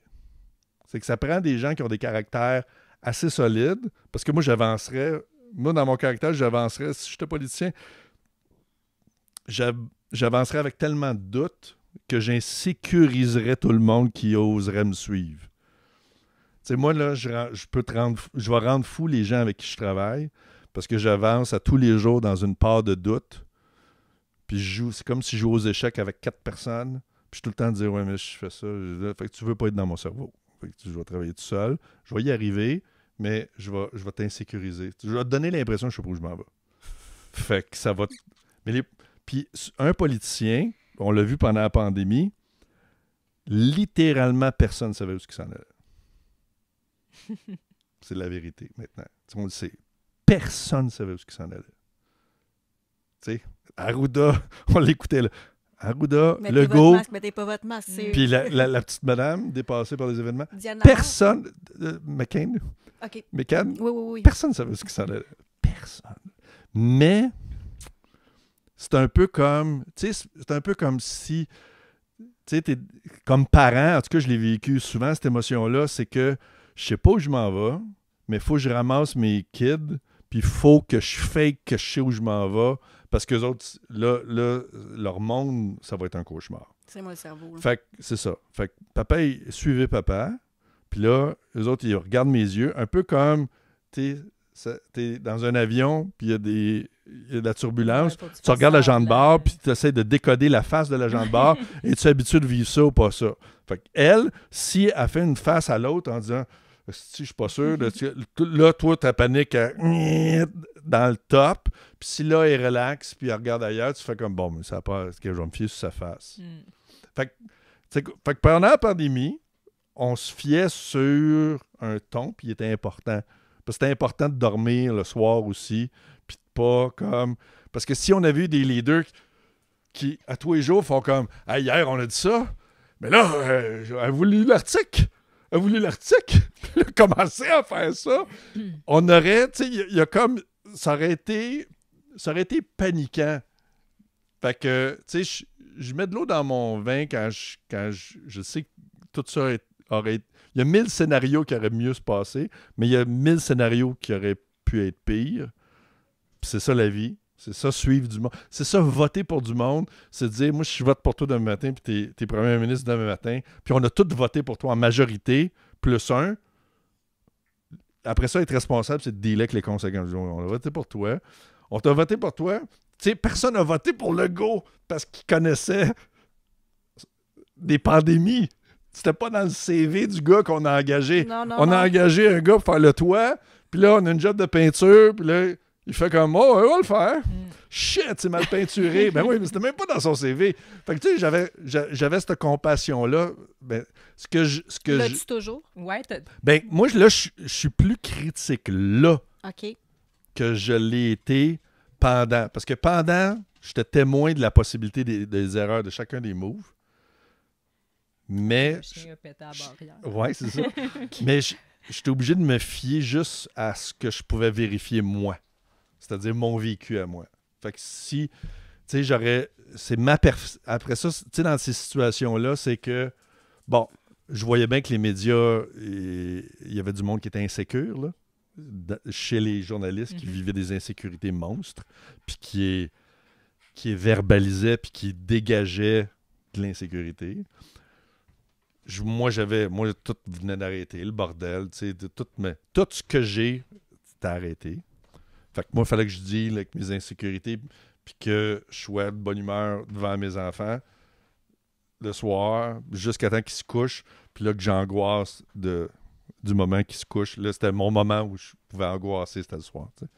Mais je voyais bien que j'étais capable de comprendre tout ça. Je voyais là, les imperfections dans tout ça. Là où je suis excessivement déçu, c'est que je me disais, c'est ça qui est important dans la vie, c'est t'apprends souvent à la fin d'un processus. Tu viens de faire quelque chose. Tu sais, on part en backsack puis on traverse l'Amérique latine. C'est pas en plein milieu du voyage que je veux vivre tes crises d'angoisse. On n'aurait peut-être pas dû aller au Nicaragua. On devrait survenir. Tu sais, on y va-tu ou on y va pas? Puis on peut-tu en parler après? Mais si t'en parles pas après, t'as raté, t'as peut-être pas... Tu sais, moi, après chaque show, je me fais un meeting sur comment les choses se sont passées. Puis de cette façon-là, mon show d'après est meilleur. Fait que il n'y a personne qui peut dire qu'il ne peut pas avoir une autre pandémie demain matin, puisque visiblement, on a des laboratoires dans le monde qui peuvent en créer. Fait qu'on peut pas dire qu'il n'y en aura pas d'autres. Puis ce que je trouve terrible, c'est de ne pas faire un wrap-up honnête de ce qui a bien été, ce qui n'a pas bien été, puis tout faire comme OK, la prochaine est dans 100 ans, says who? Tu sais, la prochaine est peut-être l'année prochaine, puis puisque ça a été imparfait, il va falloir quand même écouter les gens. Tu sais, moi, j'ai écrit un sketch pendant la pandémie, je l'ai pas mis sur les réseaux sociaux, mais ma théorie étant, tu sais, moi, j'ai grandi, aussi, il faut dire que j'ai grandi dans une famille où il y avait du complotisme. Fait que moi, je sais c'est quoi grandir là-dedans. Du vrai complotisme, là. C'est quoi du vrai complotisme? Ouais. Non, mais j'ai grandi là-dedans. Mais c'est quoi? Non, mais parce qu'il y en a juste de pas avoir confiance au gouvernement, c'est du complotisme. Il y en a d'autres, c'est les reptiliens, c'est du complotisme. Fait que, mettons, on a tous une définition différente. Non, je pense que... Non, mais, mettons, les extraterrestres ont fait les pyramides d'Égypte. Okay. Le triangle des Bermudes. Le triangle des Bermudes. Tu sais, c'était fort, là. Tu sais, c'était dans un kiosque, là, quand j'étais jeune, là. Quand j'étais petite. Voilà. Moi, fait que moi, je croyais à ça parce que c'était imprimé suffisamment régulièrement que je me disais, bon, ben, je connaissais toutes ces affaires-là. Le triangle des Bermudes. Là, y a-tu les théories farfelues, là. Tu sais, mes parents, j'avais du complotisme dans ma famille. Fait que j'étais exposé comme enfant à des adultes qui adhéraient, là. Fait que là, il y a comme il y a comme un caractère qui est prompt à ça. Il y a quelque chose dans un caractère chez quelqu'un qui fait que tu vas adhérer à tous les complots, whatever lesquels. Il y a quelque chose dans le tempérament. Fait que moi qui a grandi d'essayer de relativiser, donner... C'est ça. Tu sais, quand tu grandis dans une famille où tout le monde se chicane, c'est que tu développes l'envie de recoller tout le monde. Fait que là, il y a une part de moi, puis je suis fait de même, où j'essaie de comprendre un bout, puis j'essaie de comprendre l'autre. Puis ça m'a amené dans ma réflexion pendant la pandémie que l'être humain fonctionne. L'être humain, en fait, on survit grâce à cette affaire-là. T'sais, on survit grâce à on pouvait le dire, là, je te parle de ceux qui complotaient. Là. Moi, je crois à l'incompétence. Fondamentalement, c'est la seule affaire sur laquelle tu ne peux pas me négocier. Mettons, dans mes valeurs, l'incompétence. Drastiquement, c'est ce qu'on sous-entend le plus. Moi, d'après moi, cette pandémie-là, elle est générée par de l'incompétence. Pure et dure d'être humain classique. C'est de l'incompétence. Puis la façon de le gérer, tout ce qui a mal été, de l'incompétence. Où je n'embarque pas, c'est que quand l'intention malsaine et maléfique que quelqu'un quelque part a créé dans le but de tuer tout le monde, ou de créer un vaccin, mais dans le but de tuer tout le monde, ou d'envoyer de la 5G dans le but de contrôler. Tout ça, pour moi, j'embarque pas. Mais je crois que quelque chose peut mal fonctionner par pure incompétence. Ça, j'y crois. Puis entre les deux, mettons que c'est par intérêt plus financier et de pouvoir de des groupes de gens sans aller dans, tu sais, moi non plus, là, la 5G puis ces affaires-là, mais je suis pas tant dans l'incompétence non plus. S'il avait été très compétent, au contraire. Plus dans le complot de contrôle, de pouvoir, tu sais, je veux dire, des grosses corporations multimilliardaires, il y en a. Moi, je mets ça dans la case de l'incompétence. C'est-à-dire que c'est comme... Moi, je trouve ça compétent. Ben oui, ils ont bien... mais c'était de l'incompétence, ils ont été très compétents dans... Oui, de l'incompétence, peut-être mon chapeau, là, la malhonnêteté rentre dans l'incompétence pour moi. Tu sais, il y a quelque chose de malhonnête chez l'être humain. Là, fait que là, tu fais confiance à ton pilote d'avion, puis là, tu pars, puis tu t'en vas à Cancun, mais là, lui, parce que il y a des commissions à faire, il atterrit en Floride, puis là, il t'a fait à croire, parce que c'est un pilote d'avion qui a un problème avec l'appareil, fait que tout le monde le suit, puis tout le monde y croit, mais dans le fond, il est allé barrer ses portes, il est allé fermer son rond de poêle en Floride, puis il rembarque dans l'avion, puis tout est convaincu d'un problème, puis là, tu t'en vas à Cancun. Tu sais, c'est un mélange. Fait que là, t'as perdu ton temps, t'as perdu tout le monde, personne ne le sait, mais c'est parce qu'il n'a pas géré ses ronds de poêle, puis il a débarqué en Floride, puis il a menti pour cacher son incompétence.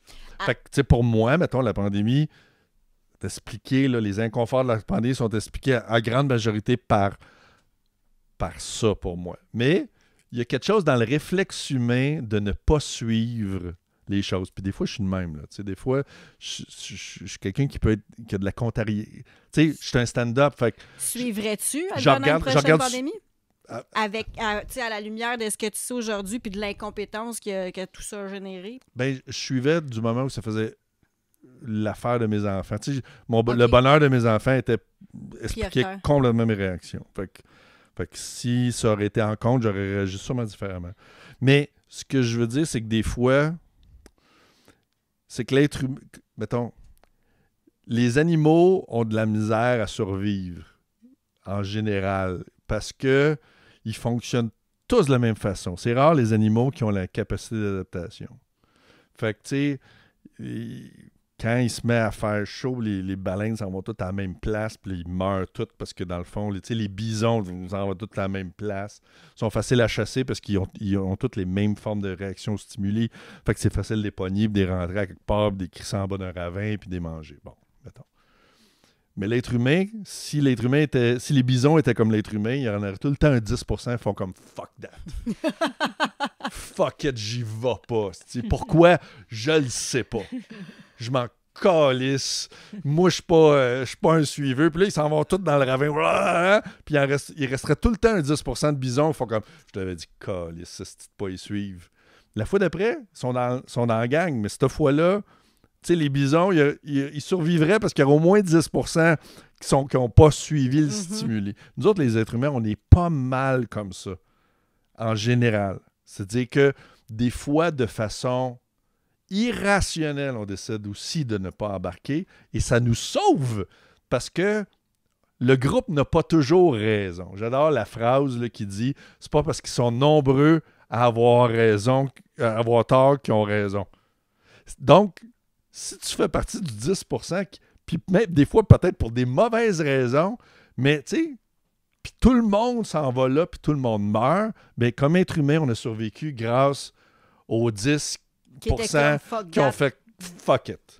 Fait que moi, là, moi, c'est une observation de survie. On survit, puis on semble avoir cette affaire-là. Tu sais, il est arrivé quelque chose en Suisse il y a 2000 ans. Tu sais, des fois, tu te demandes pourquoi les Suisses sont neutres dans toutes les guerres. Il y a 2000 ans, les Suisses, ils ont vu de haut, d'ailleurs, les plaines de France comme étant, tu sais, la France, après les Alpes, c'est luxuriant, tout pousse, des beaux champs, puis c'est plat. Puis t'es Suisse, tu dis, moi, j'essaie de cultiver de quoi, puis je suis en pente, puis je me fais chier. Puis les Français qui sont là, ils cultivent. Puis... Fait que là, les Suisses ont décidé, il y a 2024 ans à peu près, parce que c'est Jules César qui les a sortis de là, ils sont descendus en France, puis ils ont attaqué la France en disant, on les attaque pas pour les annexer, on les attaque, puis on s'en va habiter en France. C'est rare là, qu'une population quitte le pays, puis pour se donner, il n'y avait pas... Fait qu'au lieu qu'il y ait 10% qui font comme hey, « fuck that », si on perd, on est dans la merde. Il n'y a pas un 10% de Suisses qui ont dit « Regarde, nous autres, je vais rester avec les plus vieux, avec les jeunes, on va se faire... si jamais, en tout cas, on va être là, il va y avoir de la soupe si ça ne marche pas. » Non, ils ont dit « Non, tout le monde vient. » Puis pour être sûr que personne reste, ils ont brûlé toutes les maisons de Suisse. C'est rare dans l'histoire de l'humanité. Ils ont brûlé la Suisse, puis ils ont quitté en se disant, gars, on n'a rien, on n'a pas de backup. Fait que on est all-in dans le projet, gang. Tu vois-tu? Puis ils sont allés en France, Jules César, là, les Gaulois, ils ont fait, hey, Jules César, veux-tu nous aider? Jules César est rentré, il a reviré Suisse de bord. Fait que les Suisses sont revenus, ils ont perdu, puis ils sont revenus en Suisse, puis il n'y avait plus de maison. Il n'y avait plus de maison. Puis la Suisse, encore aujourd'hui, est neutre. Elle n'embarque dans Comme aucune guerre. Tu sais, le traumatisme générationnel, là. La Suisse, il me semble, ils ont quand même été impliqués dans la Deuxième Guerre mondiale. Je pense, mais avec les comptes de banque. C'est ça. Mais ils étaient un peu... Ils ne se sont pas physiquement réimpliqués dans cette aventure-là. Ils se sont sûrement battus à d'autres moments donnés, mais overall, ils n'ont pas quitté leur domicile. Ils s'en vont pas se battre. C'est-à-dire que, en tout cas, moi, je trouve que c'est un bon exemple de, il y a 10% qui n'auraient peut-être pas dû. Il y aurait un 10% il y aurait tout eu avantage d'avoir 10% de la population qui embarque pas, qui se fait traiter de pissou. Tout le monde fait « t'es pissou, tu restes », puis là, il y a une division de la société, puis il se serait fait traiter de mange-marde, de traite, de pissou, puis tu crois pas, puis t'as pas d'ambition, nous autres, on s'en va en France. Puis 6 mois après, il s'est revenu en disant hey, une chance, t'es resté. Ouais. Fait que dans la vie, quand il arrive des événements comme la pandémie, il faut être capable après de dire hey, gars, peu importe tes raisons, des affaires, il y a un autre défi, il y a un autre projet. C'est pas mauvais de faire des post-mortem, par exemple. Puis la raison pourquoi il n'y a pas de post-mortem, c'est que les 2 plus gros pays du monde sont responsables de la pandémie. Puis les 2 plus gros pays du monde, qui sont la Chine et les États-Unis, possèdent tout ce qui peut se dire. Puis ils sont les 2 responsables de la pandémie. Fait que le post-mortem ne peut pas avoir lieu à cause de ça. Fait qu'il n'y aura pas lieu. Mais je peux te le dire, si le virus était sorti d'un laboratoire à Drummondville... À tabarnak, on en parlerait là, sur un solide temps, là, que ce serait tout le peuple québécois serait impliqué dans le projet. Écoute, si tu penses qu'il se dit de la merde, c'est québécois, là. Fuck. Ça serait notre si ce virus-là était sorti, là, puis il a été fait en laboratoire à Drummond, là, et fuck. Je vois pas comment on culturellement, on survivrait à la barricade de « Hey, gars, vous autres, là, c'est fini vos projets. » Mais ça, cette espèce de double standard-là, dépendant des pays, puis le fait qu'il y ait un manque de transparence, puis comme tu as dit, de l'incompétence, puis d'autres trucs qui se sont passés dans l'histoire, as-tu encore confiance au gouvernement, aux institutions gouvernementales, à la structure gouvernementale? Genre, tu vas-tu voter en te disant cette partie-là va changer quelque chose puis va améliorer notre société? C'est quoi ta confiance en... Moi, je pense que les plus grands changements sociaux viennent pas... Des fois, viennent... Il y a des lois qu'on peut dire que cette loi-là a changé la donne. Fait que, tu sais, il y a des... Puis, elle avait-tu été écrite pour cette raison-là? Je ne sais même pas. Je ne suis pas dans la tête de ceux qui l'ont. Mais il y a des lois, il y a des constitutions, il y a des organisations de pays qui ont été tellement ride-on que ça a changé le cours du monde. Fait que je pense que c'est un outil, quand il est bien utilisé, là, c'est une flèche qui rentre, là. Mais, si tu regardes, mettons, je pense que Graham Bell, tu sais, qui a inventé le téléphone, a plus un impact sur nos vies aujourd'hui, encore, que 90% des lois qui ont été écrites. C'est-à-dire qu'il y a du monde qui invente des affaires. Puis des fois, il y a du monde qui invente des... Mettons, la médecine. La moitié du monde que je connais, sans les avancées de la médecine, serait toutes morts. Ou, en tout cas, ça tousserait puis ça boiterait. Puis la moitié du monde que je connais, sans l'avancée de la médecine, serait mort. Fait que, est-ce que c'est des politiciens qui ont trouvé la solution? C'est des journalistes? Non. Fait que tout le monde réussit dans chacun de son domaine des petits coups. Puis c'est des petits coups de génie-là qui font avancer les affaires. Je ne mettrai jamais toutes mes yeux dans le même panier. Je suis très, très content qu'on puisse exprimer nos inconforts par rapport à tout ce qui s'est passé, puis d'écouter tout le monde les inconforts. Mais on est devant deux monstres, là, surtout pour la pandémie. La pandémie, ça a été financé. Les Américains ont financé un laboratoire en Chine avec leur argent. Puis, tu sais, quand Trump a dit le virus chinois, il y a eu quelqu'un qui a fait « Ouais, mais c'est nous autres qui avons fait... On a le coup fait. » Puis on a fait « Ah, tabarnak. » Fait que là, si on l'enquête là, ça va revenir back. Fait que tout ça... Mais c'est sûr que légitimement, tous les gouvernements du monde qui ont perdu des citoyens pourraient tout revenir contre ces deux pays-là en m'en dire « Hey, attends une minute, là, vous runnez la game de la planète, puis vous avez venu de tuer 6 millions de personnes, Chris. Puis vous avez défait toute notre société, là, tu sais. » Tous les pays du monde ont une bonne raison de regarder ces deux-là. Mais Canada, Québec-Canada a vraiment embarqué pieds joints dans cette espèce de gros mensonge-là. Ça a créé aussi des effets, des morts. Donc, advenant des prochaines élections, puis tout ça, c'est quoi la confiance? Puis les journalistes ont embarqué, tout le monde a embarqué. Ça a été, il y a du monde qui ont été payés là, pour mettre ça dans la gorge du peuple, puis que le peuple ait la chienne, puis qu'on se nourrisse de peur. Fait qu'advenant des prochaines élections, une prochaine pandémie, quelle confiance, toi, tu mets là-dedans, tu mets dans un prochain gouvernement ou une réélection de Legault, de Trudeau, de... Ben, tu sais, c'est comme, comment dire, j'avais pas l'impression que j'étais dans et le pays et la province où les choses se décidaient. OK. Fait que, tu sais, moi, je suis un souverainiste, puis quand tu gères ton pays, tu sais, la distance entre moi et ce qui se passe à Ottawa est énorme. Tu sais, j'ai pas d'incidence sur ce qui se passe à Ottawa. Mais c'est pas un problème que nous... Moi, j'ai un problème démocratique avec... Tu sais, pour moi, le Québec, que le Québec soit un pays, c'est un étage de moins entre moi et la démocratie. Mm-hmm. Tu sais, puis ma capacité d'agir comme citoyen sur mon gouvernement est moins loin, tu sais. Je ne sais pas comment un Américain se sent quand tu habites en Georgie. Puis probablement qu'il y a énormément de frustration aux États-Unis quand tu te sens loin du pouvoir décisionnel, quand tu connais personne qui prend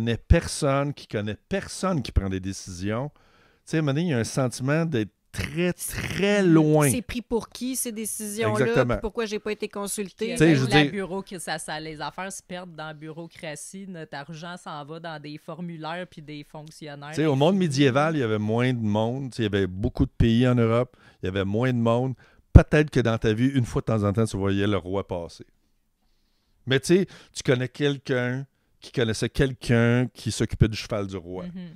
Puis, à un moment donné, il y avait quelqu'un qui... il pouvait...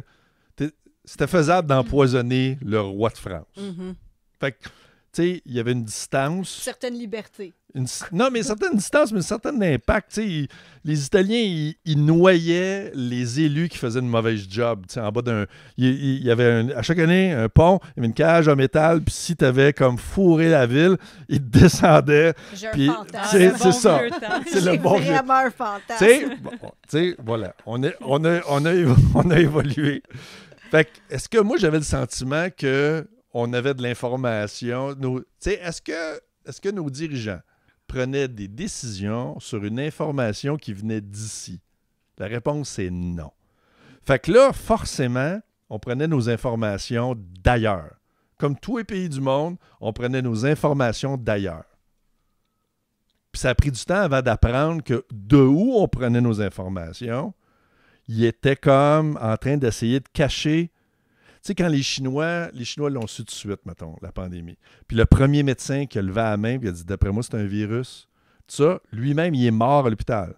Fait que le premier médecin qui a collé la COVID, il est mort de la COVID à l'hôpital. Puis il a voulu coller à la shot.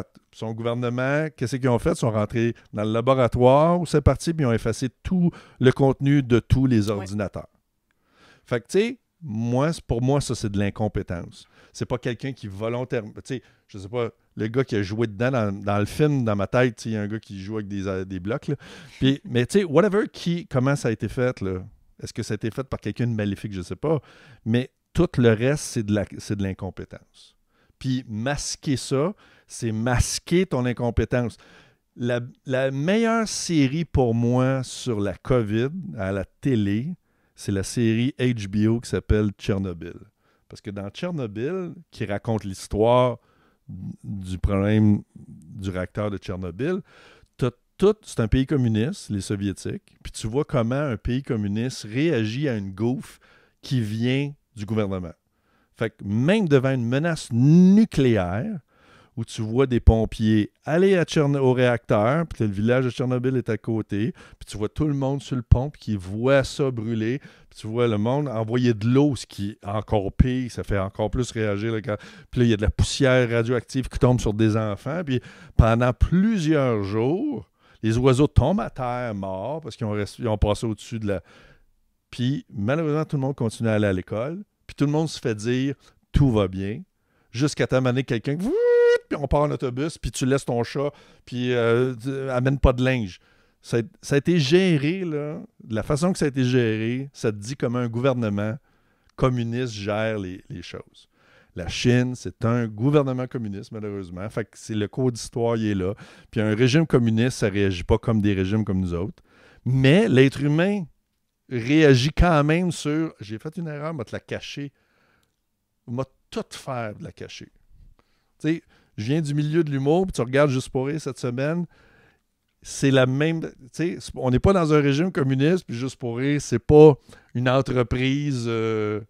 mais ils font tout pour pas qu'on sache que c'est qui se passe dans ce business-là, pour nous cacher qu'est-ce qui se passe dans ce business-là. Pour le public ou pour les artistes? Pour le public, les artistes. Les artistes sont au courant d'absolument rien. Non, non, les gars sont pas... Personne n'est au courant de ce qui se passe dans cette bâtisse-là. Vous savez que ça fait faillite. C'est comme dans un film. C'est comme le château, là, tu sais, sur la... dans le village, il y a le château, puis il y a le chemin tortueux, puis la porte est barrée, puis il y a tout le temps... C'est ça, c'est juste pour... Fait que, tu sais, l'être humain cache ses erreurs avant toute chose. Fait qu'avant de penser avoir de l'incidence, tu sais, le méchant dans James Bond qui veut tuer la planète avec son laser en orbite, tous ces petits plans foireux, là. Ça, c'est l'image qu'on a du méchant ultime. Lui, ça marche jamais, ces affaires-là. T'sais. Mais le gars, comme dans Tchernobyl, le gouvernement qui, pour protéger les apparences de fonctionnalité du système communiste, est prêt à condamner une ville à être irradiée par une centrale nucléaire dont on a perdu le contrôle, ça se peut, par exemple. Ça, ils vont le faire. Fait que tout ce monde-là ont été contaminés, puis ils le savaient parce qu'ils étaient dans un meeting, puis ils ne trouvaient pas le moyen de sauver la face aux yeux du monde, puis d'avouer au monde entier, asti, on n'est pas capable de gérer un réacteur nucléaire. Fait que pour le système chinois d'admettre que, ouais, on a un laboratoire, on n'a pas été capable de le gérer, puis là, il y a un virus qui vient de faire le tour du monde, puis qui a tué du monde dans tous les pays du monde. Pour la Chine, d'admettre ça, c'est inadmissible, parce que ça va faire tomber le gouvernement. Ça va être la preuve que le gouvernement ne fonctionne pas. La Chine il tient le peuple chinois de même. Fait que d'admettre ça, puis puisque les Américains ont un système de lousse de donner des subventions, puis que le mot pandémie, à un moment donné, c'était sexy, puis ils ont été capables de financer ce laboratoire-là. C'est Washington Post qui a sorti un article de 45 pages que je me suis tapé sur raconter l'histoire du gars qui... Fait que là, on le sait, ça. Mais fait que le pays le plus libre du monde fasse... on faisait de la business avec les Chinois, puis on n'a pas checké. Fait que t'es aussi... Tu sais, tu comprends? C'est plus vendeur. C'est dangereux pour les deux systèmes, cette histoire-là. Le système américain fait on distribue de l'argent un peu à tout vent, puis on ne check pas les affaires. Ça tombe juste. Tu sais, je comprends que c'est dangereux pour ces deux systèmes-là. Entre les deux systèmes, tu veux pas être dans le système chinois, en tout cas.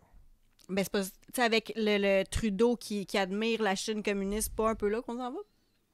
Ben, je pense pas que le Canada a grand-chose à dire tant que ça sur beaucoup de sujets.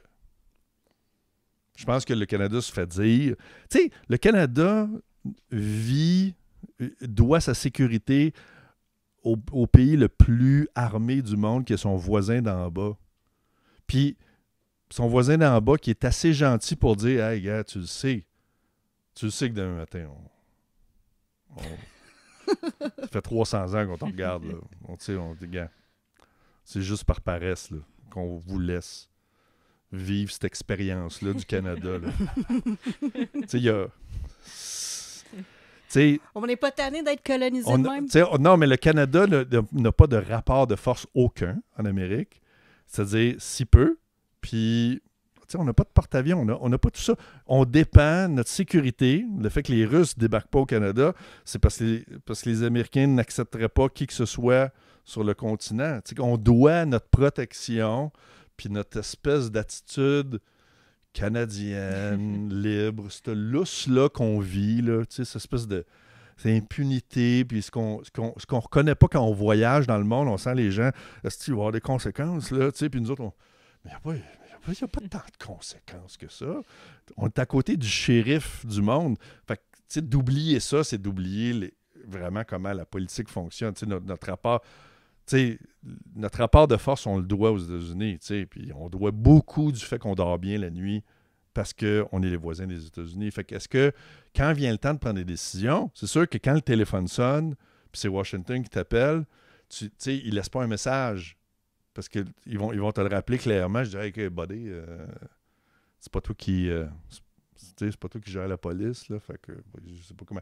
Fait que ce rapport de force-là fait en sorte que il faut s'intéresser à la politique américaine. T'sais.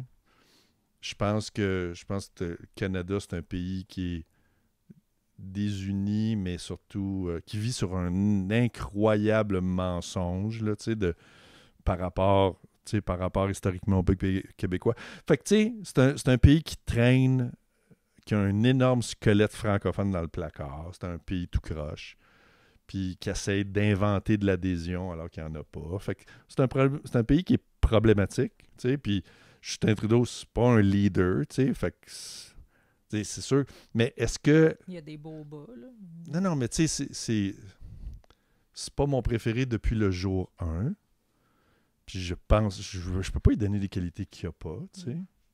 Fait que, mais est-ce qu'on aurait un rapport de force différent si on avait comme la réincarnation de Winston Churchill? Non plus, parce que les rapports de force étant ce qu'ils sont, Fait qu'on mettrait un peu n'importe qui, que la merde serait juste c'est-à-dire moi, je suis une personne fantastique. Je suis responsable, je suis fantastique. Est-ce que je serais capable d'accomplir, je serais capable d'obtenir quoi que ce soit de plus pour le Canada?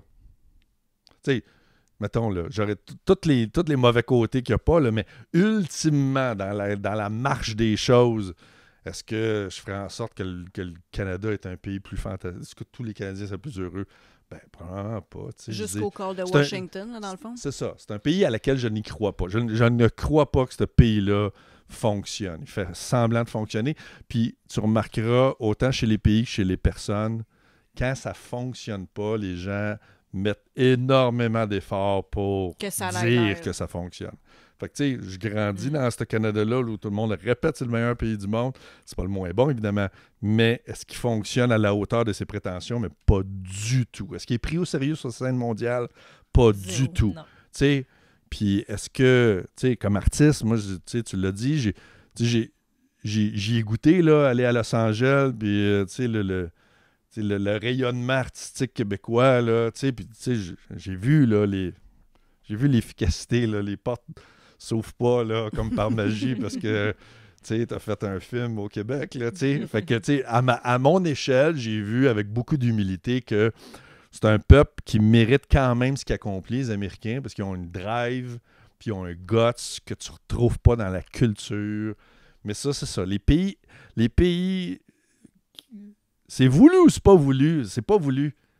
Tu sais, l'attitude américaine de est-ce que je suis fier de mon voisin parce qu'il y a du succès, puis je suis fier de l'autre parce qu'il y a du succès. Non. Mais ils n'ont pas écrit. Des États-Unis, justement, sont super fiers, j'adore ça. Puis Mais c'est pas écrit dans la Constitution. Là, c'est pas tu seras fier de ton voisin qui performe, puis qui a une bonne job, puis qui vient de s'acheter un yacht, puis let's go. Ils sont foncièrement contents. Exactement. Même de leur pays, ils ont tous leur drapeau devant. Moi, ça m'avait marqué. J'étais comme, comment ça qu'on n'est pas de même? Mais c'est pas écrit dans la Constitution. Fait que, tu sais, on vit tous... Chaque pays dans le monde, c'est un aquarium.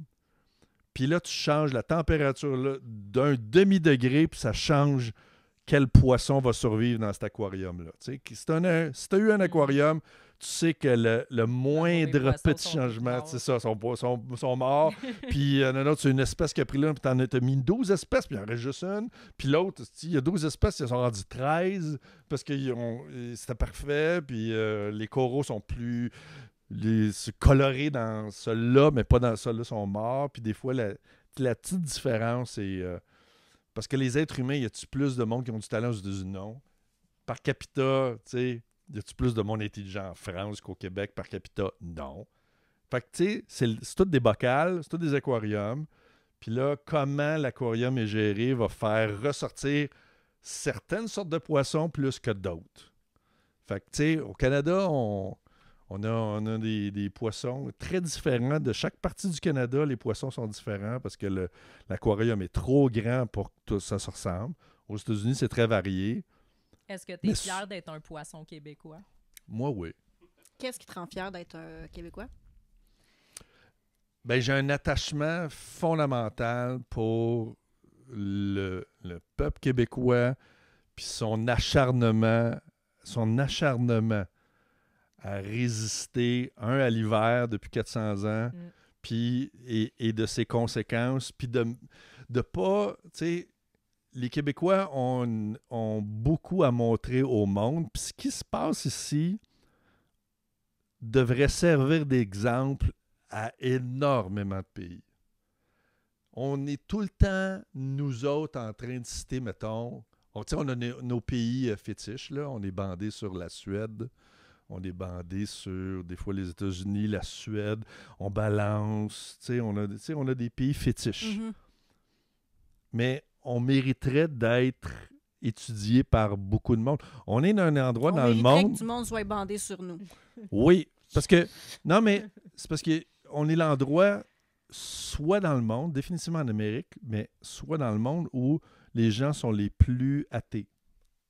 C'est une expérience sociale, là, d'avoir autant de gens qui ne se définissent pas par une religion. Puisque c'est presque unique dans le monde, la quantité de gens qui n'adhèrent pas à une religion au Québec, juste ça, il y a sûrement beaucoup de monde ailleurs dans le monde qui disent « Tu ne peux pas fonctionner sans X% de la population qui suit une religion là, intensément, puis qui serait déculotté d'apprendre qu'au Québec, la grande majorité des gens ne suivent pas de religion, tu sais, puis ils ont kické ça d'une shot, puis de voir que le monde, les gens sont chaleureux entre eux, les gens se parlent, les gens ont trouvé un sens à leur vie, ils mettent pas le feu partout, puis ils croient pas à un Dieu, puis on est un des peuples les plus progressistes au monde, puis on n'a pas besoin d'avoir peur d'un Dieu pour être des bonnes personnes. Juste ça, c'est fascinant. Puis on le fait de façon, dans une espèce de cohésion sociale qui ferait l'envie de 99% des pays du monde. Mais les gens ne savent même pas que cette expérience sociale a lieu, parce que tu as le Canada qui fait tout pour pas parler de ce qui se passe au Québec et de regarder les Québécois comme une gang de demeurés. Mais, tu sais, les gens qui devraient s'inspirer de ce qu'on fait jouent contre nous autres. Mais ça nous empêche de rayonner. Mais enlève ce couvert-là, je pense qu'énormément de pays du monde feraient comme « Hey, attends, c'est quoi ce pays-là? C'est quoi cette culture-là? » Parce qu'elle est clairement spéciale, puis approuve le point contraire d'un paquet de présomptions qu'il y a dans d'autres pays qui se disent « Ça prend de la religion, ça prend ci, ça prend ça. » Puis les Québécois, on ferait comme « Ben, nous autres...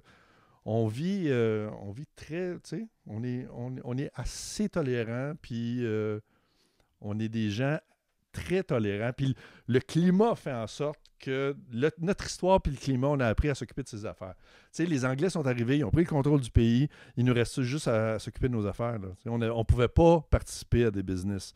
On n'avait pas le droit de partir le chemin de fer. On n'avait pas le droit de faire des grandes affaires. C'était juste les Anglais qui avaient le droit de le faire. Fait qu'on s'est occupé de nos affaires. Puis, il y a une leçon à bien s'occuper de tes affaires. Fait que quand tu arrives dans un village au Québec, puis il y a une cathédrale, elle est belle, les maisons sont pauvres autour, mais on a trouvé le moyen de faire des églises qui tenaient debout puis qui étaient belles. Puis, on s'est organisé. Puis, le fait de s'organiser, il y a une sagesse chez le Québécois qu'on retrouve pas ailleurs. T'sais. On a réussi ça, on a passé à travers tout ça. Fait que faut pas perdre ça. Moi, je suis pas fier des Québécois quand on essaye d'être des Américains. Ça me tape ses nerfs. Mais ça veut pas dire qu'on peut pas s'inspirer. Tu sais, Elvis Gratton, ça, c'est le Québécois qui s'associe à la quétainerie américaine, mais il n'y a pas juste Elvis Gratton. Tu sais, je m'obstinerais peut-être avec Falardeau là-dessus. C'est-à-dire que Falardeau, c'était comme, t'es un quétaine fini si tu tripes sur les États-Unis. Moi, je tripe sur les États-Unis pour de multiples raisons, puis il m'inspire. Puis il y a moyen de le faire sans devenir Elvis Gratton. C'est que souvent, moi, j'aime beaucoup les États-Unis aussi. Je trouve qu'au Québec, des fois, on est une copie des États-Unis du pauvre. Tu sais, c'est ça que je trouve plate. C'est que soit inspire-toi-en pour être aussi bon, ou soit, tu sais, faites quoi, justement, tu sais, de différent puis d'unique. Mais justement, on dirait que des fois, ça devient comme une copie poche. Ben, je pense que même les États-Unis ne se sont pas rendus compte à quel point ils sont devenus ce qu'ils sont, de la façon qu'ils sont devenus ce qu'ils sont. Je suis pas sûr qu'ils sont capables de... C'est pas parce qu'ils sont devenus bons dans des affaires qu'ils savent comment ils sont devenus bons dans des affaires. Tu sais, des fois, c'est... Comme je dis, c'est le contexte, tu sais... je sais pas si c'est un bon exemple, mais c'est un exemple qui m'a frappé. Tu sais, quand j'avais les dents tout croche jusqu'à 29 ans, puis à un moment donné, tu sais, j'avais fait une émission CNN, tu sais, puis j'étais à tous les jours à TV, puis j'étais curé de me regarder sourire avec les dents tout croche, tu sais, puis j'étais comme... Puis le monde autour de moi, il faut comme, mais non, j'ai vraiment les dents croches, là. Puis c'est à tous les jours. Puis c'est ma job de sourire, puis j'avais ce complexe-là de jamais sourire, parce que, en tout cas, je m'en vais chez l'orthodontiste, puis un de mes chums qui avait eu des broches à 19 ans, il dit, là, le truc, là, c'est quand ils vont serrer, puis ça va faire mal, là, dis, t'as pas mal, comme ça, ils vont serrer une coche de plus, ça va aller plus vite, ton traitement. Fait que là, je suis mindé pour souffrir, esti. Puis là, j'arrive là, puis là, l'orthodontiste, il me dit « All right, c'est bon. » Il regarde mes dents tout croche. Il dit « Ouais, ça va aller assez bien. » Puis là, dans ma tête, je dis « Ah ouais? » Il dit « Faut que je te dise, dans l'histoire de l'orthodontie, il dit pendant 40 ans, on met des broches, puis on tire comme des malades ces broches, tu sais. Mais il dit « Si je te tire, là, tu pognes par le bras, tu sais, puis il me tire fort, puis là, tu sais, je raidis pour pas qu'il me tire. » Il dit, ta dent, c'est la même crise d'affaires. Si je tire raide sa dent, elle fait plus de fibres pour rester à la même place, en voulant dire aussi que tu t'en vas. Elle résiste, là, dans il le dit, fond, maintenant, ce qu'on fait, on met un petit fil, mais c'est une petite tension. Puis on fait juste légèrement tirer sa dent, puis elle se déplace toute seule Fait qu'il dit, c'est en douceur. C'est la douceur maintenant qui fait déplacer toutes tes dents dans ta bouche. Puis une fois qu'ils sont ils se mettent en place tout seuls. Puis après ça, le défi, c'est de les laisser là, dans la bonne position, parce qu'ils ont une mémoire, ils veulent retourner dans leur spot croche. Mais il dit on ne sait plus. C'est que pendant 40 ans, tous les enfants en Amérique qui avaient des broches souffraient le martyre en tirant puis en ayant des broches pendant 4 ans au lieu de 2. Puis un changement de mentalité de dire juste plus smooth, constant, les choses se déplacent vite. Fait que je trouve que c'est un bon exemple. Dans ce domaine-là, mettons, c'est fondamental. Le problème, c'était pas la tige, c'était pas les patentes ses dents, c'était la philosophie d'intervention. Puis ils ont changé la philosophie, puis ils ont amélioré. Toutes les dents maintenant se déplacent. Tu sais, maintenant, tu peux mettre même des moules, puis là, tu changes de moule. Fait que, tu sais, c'est même plus besoin de tirer. Fait que des fois, les changements sociaux, souvent, vont se faire avec des petites affaires, des petites directions, des petites affaires dans la bonne direction. C'est pour ça que je pense que les changements sociaux sont plus importants. Tu sais, un téléphone qui permet de prendre des photos puis de mettre sur les réseaux sociaux, ça a plus d'impact sur une société que certaines lois que tu penses que ça allait changer, parce que la simplicité de cette affaire-là, tout en douceur, a un plus gros impact. Tout en douceur, le peuple québécois a décidé de rester couché un dimanche. C'est la plus grosse révolution qu'on a faite dans les 50 dernières années. On a juste décidé de rester couché le dimanche matin. Puis on a arrêté d'aller à l'église. En douceur, tout un peuple a réussi à crisser une église qui était rongée par l'incompétence en cachant leur problème de pédophilie. Parce que c'est ça. Il y avait tellement un problème de pédophilie, tu n'étais plus capable de le cacher. Ça faisait en sorte que l'Église devenait incompétente. Un pédophile n'est pas quelqu'un qui pense au bien des gens, mais de cacher des pédophiles, c'est de l'incompétence. Pour moi, c'est mal faire sa job, au point où on a rejeté tous ceux qui faisaient ce job-là. Fait que, tu sais, j'y crois à l'incompétence. Il y avait quelque chose de malsain dans l'Église, entouré d'incompétence. Au lieu de faire le ménage, qui aurait été la chose compétente à faire, ils ont caché les pédophiles dans l'Église. Le peuple québécois a rejeté toute la religion. Mais elle l'a fait calmement en restant à la maison. Fait que des fois, des choses douces, simples, vont avoir un bien plus gros impact. Mais notre réaction, des fois, d'aller dans la rue, puis de mettre le feu à des affaires, tweeter des affaires agressives, ou aller envoyer chier quelqu'un, tu sais. Quelqu'un qui m'envoie chier parce qu'il n'a pas aimé ce que je dis. Ma réaction, c'est de partir à rire tellement c'est ridicule. Ça s'en va dans un, puis j'écoute même pas le contenu de son affaire. Je suis parti à rire, j'ai délité ça. Le message n'a même pas passé. Il s'est crissé devant un train, puis c'est lui qui a revolé, là, tu sais. Mais quelqu'un qui... Il y a des gens qui m'ont donné des commentaires, mettons, mais de façon douce. Tu sais, j'ai aimé ce que tu as fait, mais si tu l'avais fait avec un plus sourire, ça aurait mieux passé. Puis là, je fais... Ah ouais, c'est vrai. Puis là, le lendemain, je le fais différemment, puis c'est vrai que ça passe. Moi aussi, j'écoute ces commentaires-là s'ils sont dits de façon pertinente, là, sans mauvaise foi, mais tu sais, quelqu'un qui t'envoie chier, c'est rare que tu fais comme « Ah, je vais me remettre en question. » Fait que moi, ça m'a fait rire. Tu sais, pendant la pandémie, d'aller... Tu sais, François Legault, faut que tu lui donnes ça, là. Tu peux le détester, là. Bon, écoute, ça peut être... Tu sais, peut-être que... Puis pas peut-être, c'est pas mon premier ministre favori, mais... C'est le seul premier ministre de toute ma vie que j'ai vu qui lisait au moins un livre québécois par semaine. J'espérais que tu nous parlais de ça. J'espérais qu'il allait là. Non, tu sais, j'espère. Il s'est collissé de tout, mais il nous a parlé de ses lectures. Exactement. C'est ça. C'est là, rendu là. Est-ce qu'il lit vraiment? Parce que c'est à se demander. Parce que quand tu connais le contenu du livre, en tout cas, ça n'a pas beaucoup d'impact. Mais bref, je trouvais ça charmant qu'on ait passé de... Tu sais, les premiers ministres... connaissent jamais la culture, fait que c'est plate dans mon domaine de sentir que c'est un extraterrestre. Ça. Fait que je trouvais ça le fun qu'ils écrivent ça. Mais tu sais, d'avoir 200 000 commentaires, Legault est un esti de con parce qu'il a lu un livre.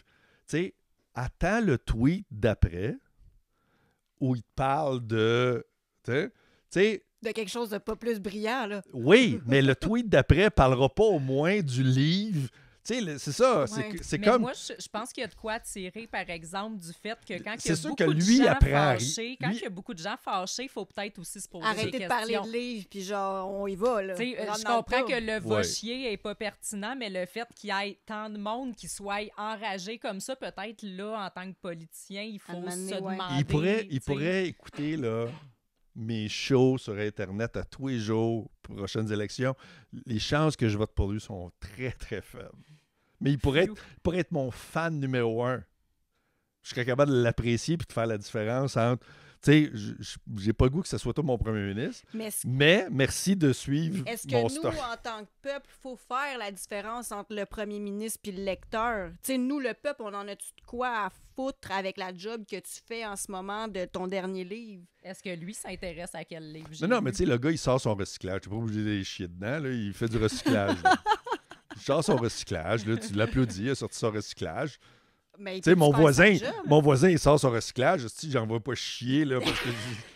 Tu sais, parce que ça, à chaque fois qu'il sort son recyclage, t'es un hostie de mangeur de Mais marde. dans Tu sais, je vais lui dire s'il embarque sur ma haie, mais tu sais, pendant qu'il sort son recyclage, il y a comme une trêve. Ouais, tu mais sais. il en parle-tu tu sais- ses réseaux sociaux qui sort son recyclage Recyclage, comme c'est si ça, ça qu'on nous peut s'envoyer intéressait? Ouais, mais non, mais je comprends. Je comprends toutes les réactions. Moi, celle-là, elle me fait rire. Mhm. Elle me fait rire, cette réaction. Mais c'est juste de cultiver une espèce de détachement. Tu sais, je suis en crise contre un paquet d'affaires. Là. J'ai des enfants. Je suis en... Tu sais, la société, là, tu sais, je suis prêt de parler d'éducation en 9 heures. Tu sais, j'aime les profs en général, mais je suis capable de dire qu'il y a des choses qui m'ont fait chier en particulier. Fait que, tu sais, faut... Voilà. Tu sais, voilà. Je pense... Je sais pas. Je sais pas. En même temps, tu sais... En même temps, tu vois, je reviens avec l'affaire de Juste pour rire. Tu sais, en partant d'ici, c'est ça qui m'habitait comme réflexion. Puis où j'étais rendu fâché contre Juste pour rire, c'était le temps que je passais à penser au gâchis qu'ils ont fait avec une super bonne idée. Tu sais, c'était sérieusement un beau festival quand ça marchait bien. Mhm. Puis c'est vraiment puis j'ai connu les belles années du festival Juste pour rire. Puis c'était vraiment un bel événement, tout ça. Puis je savais pas ce qui se passait derrière. Puis ce qui se passait derrière a complètement gâché mon plaisir d'y repenser. Fait que c'est ça. Mais c'était un bel événement qui a été gâché par de l'incompétence. Puis ça, je trouve ça dramatique. Mais je suis fâché. Le temps que ça occupe dans mon esprit, c'est ça qui me fâche le plus. Puis je peux rien changer à cette situation-là, tu sais. Mais le fait d'y repenser, je suis pas en train d'écrire, je suis pas en train de penser à mon prochain film pendant que je suis encore en train d'être fâché. De d'une te laisser habiter situation par de ça, ouais. tabarnak. Tu sais, on avait quelque chose qui marchait. Puis voilà, personne s'est occupé de comment ça se passait. Les 1001 red flags n'ont pas été checkés par personne. Beau gâchis. Faut l'assumer comme étant le gâchis d'un paquet de monde. Ben oui, beaucoup. C'est une grosse sphère, là, juste pour... Faut que j'aille... on peut-tu... Ah oui. Ben, on peut. OK. Je peux plus rire, là. Je vais me faire pipi dessus. Les murs ont des oreilles. J'ai quelque chose à te dire. Hein?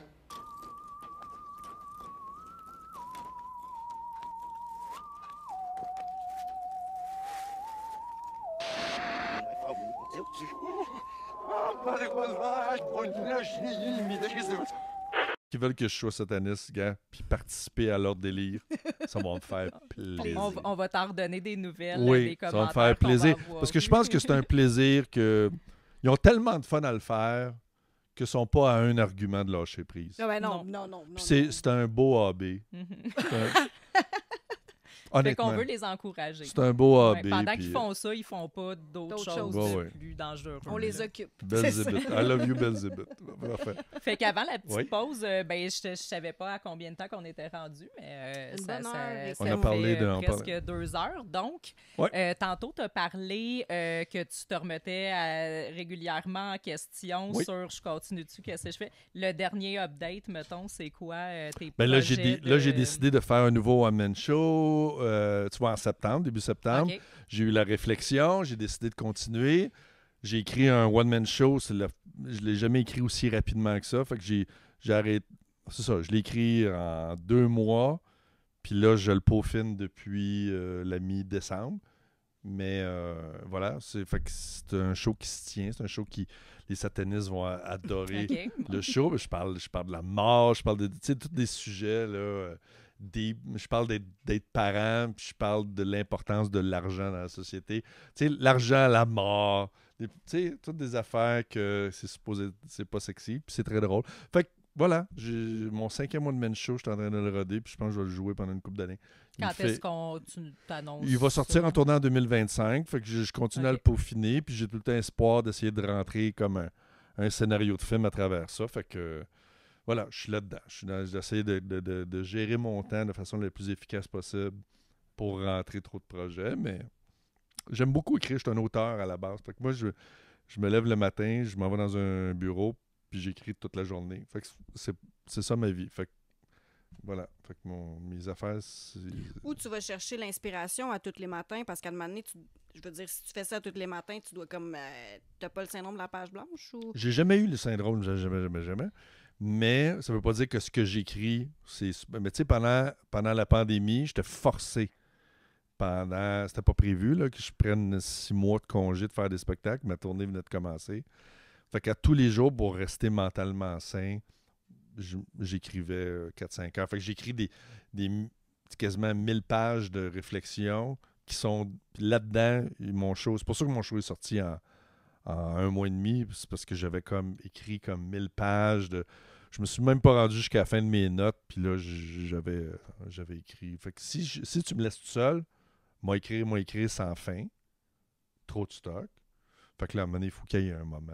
Fait que tu fais juste te lever puis tu couches ce que tu as à dire ce matin-là. Exactement. Okay. Mais quand j'ai besoin d'un break, là, je vais lire. Fait que je vais prendre 2 mois. Puis là, je vais juste lire plein d'affaires. Puis ça active. Ça te nourrit. Ouais, ça active mes affaires. Mais j'ai pas besoin. Moi. J'ai pas ce syndrome là. J'écris beaucoup pour clarifier ma pensée. Fait que probablement que si j'écrivais pas, je serais. Je suis pas. Tu l'as vu, là. Je suis pas un gars de synthèse, là. Je suis un gars de. Fait que faut que je ramène ça. Puis pour faire le tour d'un sujet, je vais écrire sur un sujet jusqu'à temps que je trouve ce que moi je pense sincèrement du sujet.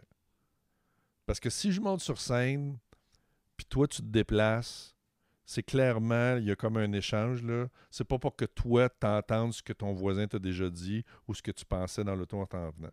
C'est pour entendre quelque chose, les mêmes mots, les mêmes idées, mais formulées d'une façon que quand tu reviens chez vous en char, tu te dis « Ah, je l'avais pas vu de même ». Fait que là, j'ai bonifié ta vie, je t'ai donné une autre façon que tu n'avais pas pensé.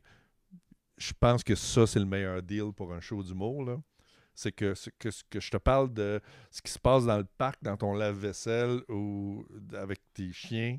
Si je te l'ai dit d'une façon qui fait que tu ne regardes pas tes chiens, le parc ou le lave-vaisselle de la même façon, j'ai fait ma job. Tu sais, toute ta vie, tu fais comme... Moi, ce que j'aime, c'est du monde qui... Ça fait 20 ans, ils me disent « Hey, ton affaire, c'est les acariens. » Puis là, fait qu'à chaque fois qu'il entend le mot acarien, il pense à mon sketch des acariens. Ça veut dire que j'ai marqué sa réflexion des acariens. Il a fait « Ah, j'ai jamais vu de même. » Puis c'est resté. Puis c'est ce que j'aime des humoristes aussi. Moi, mes humoristes préférés, c'est ceux que... Qui te marquent. C'est quand je repense à un sujet, puis je fais « Ah oui, lui, il avait un bon number, ses verres d'eau. » Puis...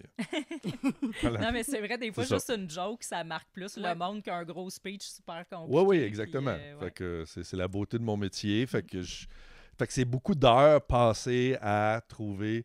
Tu sais, je l'ai calculé dernièrement, puis là, c'est une information qui intéresse sûrement personne, mais...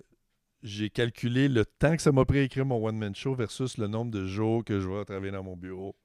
Puis je suis arrivé à une moyenne de... matériel que je garde, là, que j'utilise soit dans un one-man show ou dans un gala, à 27 secondes par jour. Fait que, tu sais, dans ma journée d'écriture, là, 5 heures, là, il y a 27 secondes qui va être que je vais avoir gardé de tout ça.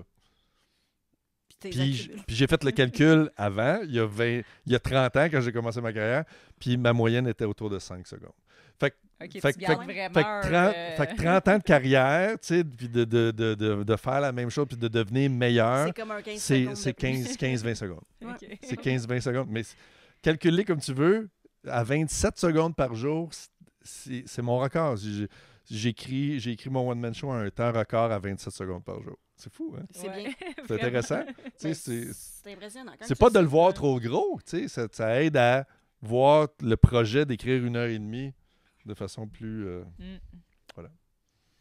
Fait que où est-ce que les gens peuvent te suivre le plus? Vous allez sur fillaprise.com. Puis là, vous vous dites, mais qu'est-ce que je sais pas, ça y ressemble pas. OK. Là, vous allez sur martinpetit.com. Puis là, vous trouvez les dates. Tu sais. OK. Mais tu sais, tout ça pour dire que vous pouvez aller voir d'autres humoristes en attendant. Là, si Ah oui, on si peut- les dates, c'est pas tout de suite. Moi, je suis dans un couple ouvert avec le Mets-toi public. en priorité T'sais, quand même. Là. Tant que tu m'oublies pas, OK. là, tu sais, mais tu sais, c'est ça. Voilà. Fait que t'es pas un polygame, là. Je suis un je m'adresse à des polyamoureux. Parfait. Ça, c'est des gens qui aiment plusieurs humoristes. C'est bon. Puis je peux faire partie. T'es Dans pas l'orgie, dans ton orgie, je suis dans le coin, je suis là, à côté de la. Boisson coke qui est là. Tu sais, je suis là, j'attends, tu sais, puis je me pratique tout seul en attendant. Puis là, t'arrives quand t'es prêt. Ben, bravo pour ton ouverture d'esprit. Puis, ben, un gros merci d'avoir Ben, été merci de me avec recevoir. nous. C'est une On belle est vraiment continuer contente, cet excellent travail puis- Ben, merci. de donner une voix Aux artistes d'ici. Parce qu'ils Exactement. n'en ont pas assez. Aux artistes de la relève. Exact. Voilà, exactement. Ah non, mais ça a été vraiment cool. Ouais, Ben vraiment. oui, voilà. C'est très apprécié. Merci de l'invitation, Ben, ça me touche. merci Puis, d'avoir accepté. Merci, Rox. Ben, merci, Chloé. Yes. Merci, notre équipe. puis votre prochain invité, voulez-vous plugger le... Ouais, Vous ne pouvez pas le plugger à la prochaine émission, non? On Non. va faire un outro Ah, OK, après, parfait. quand on va être calmé.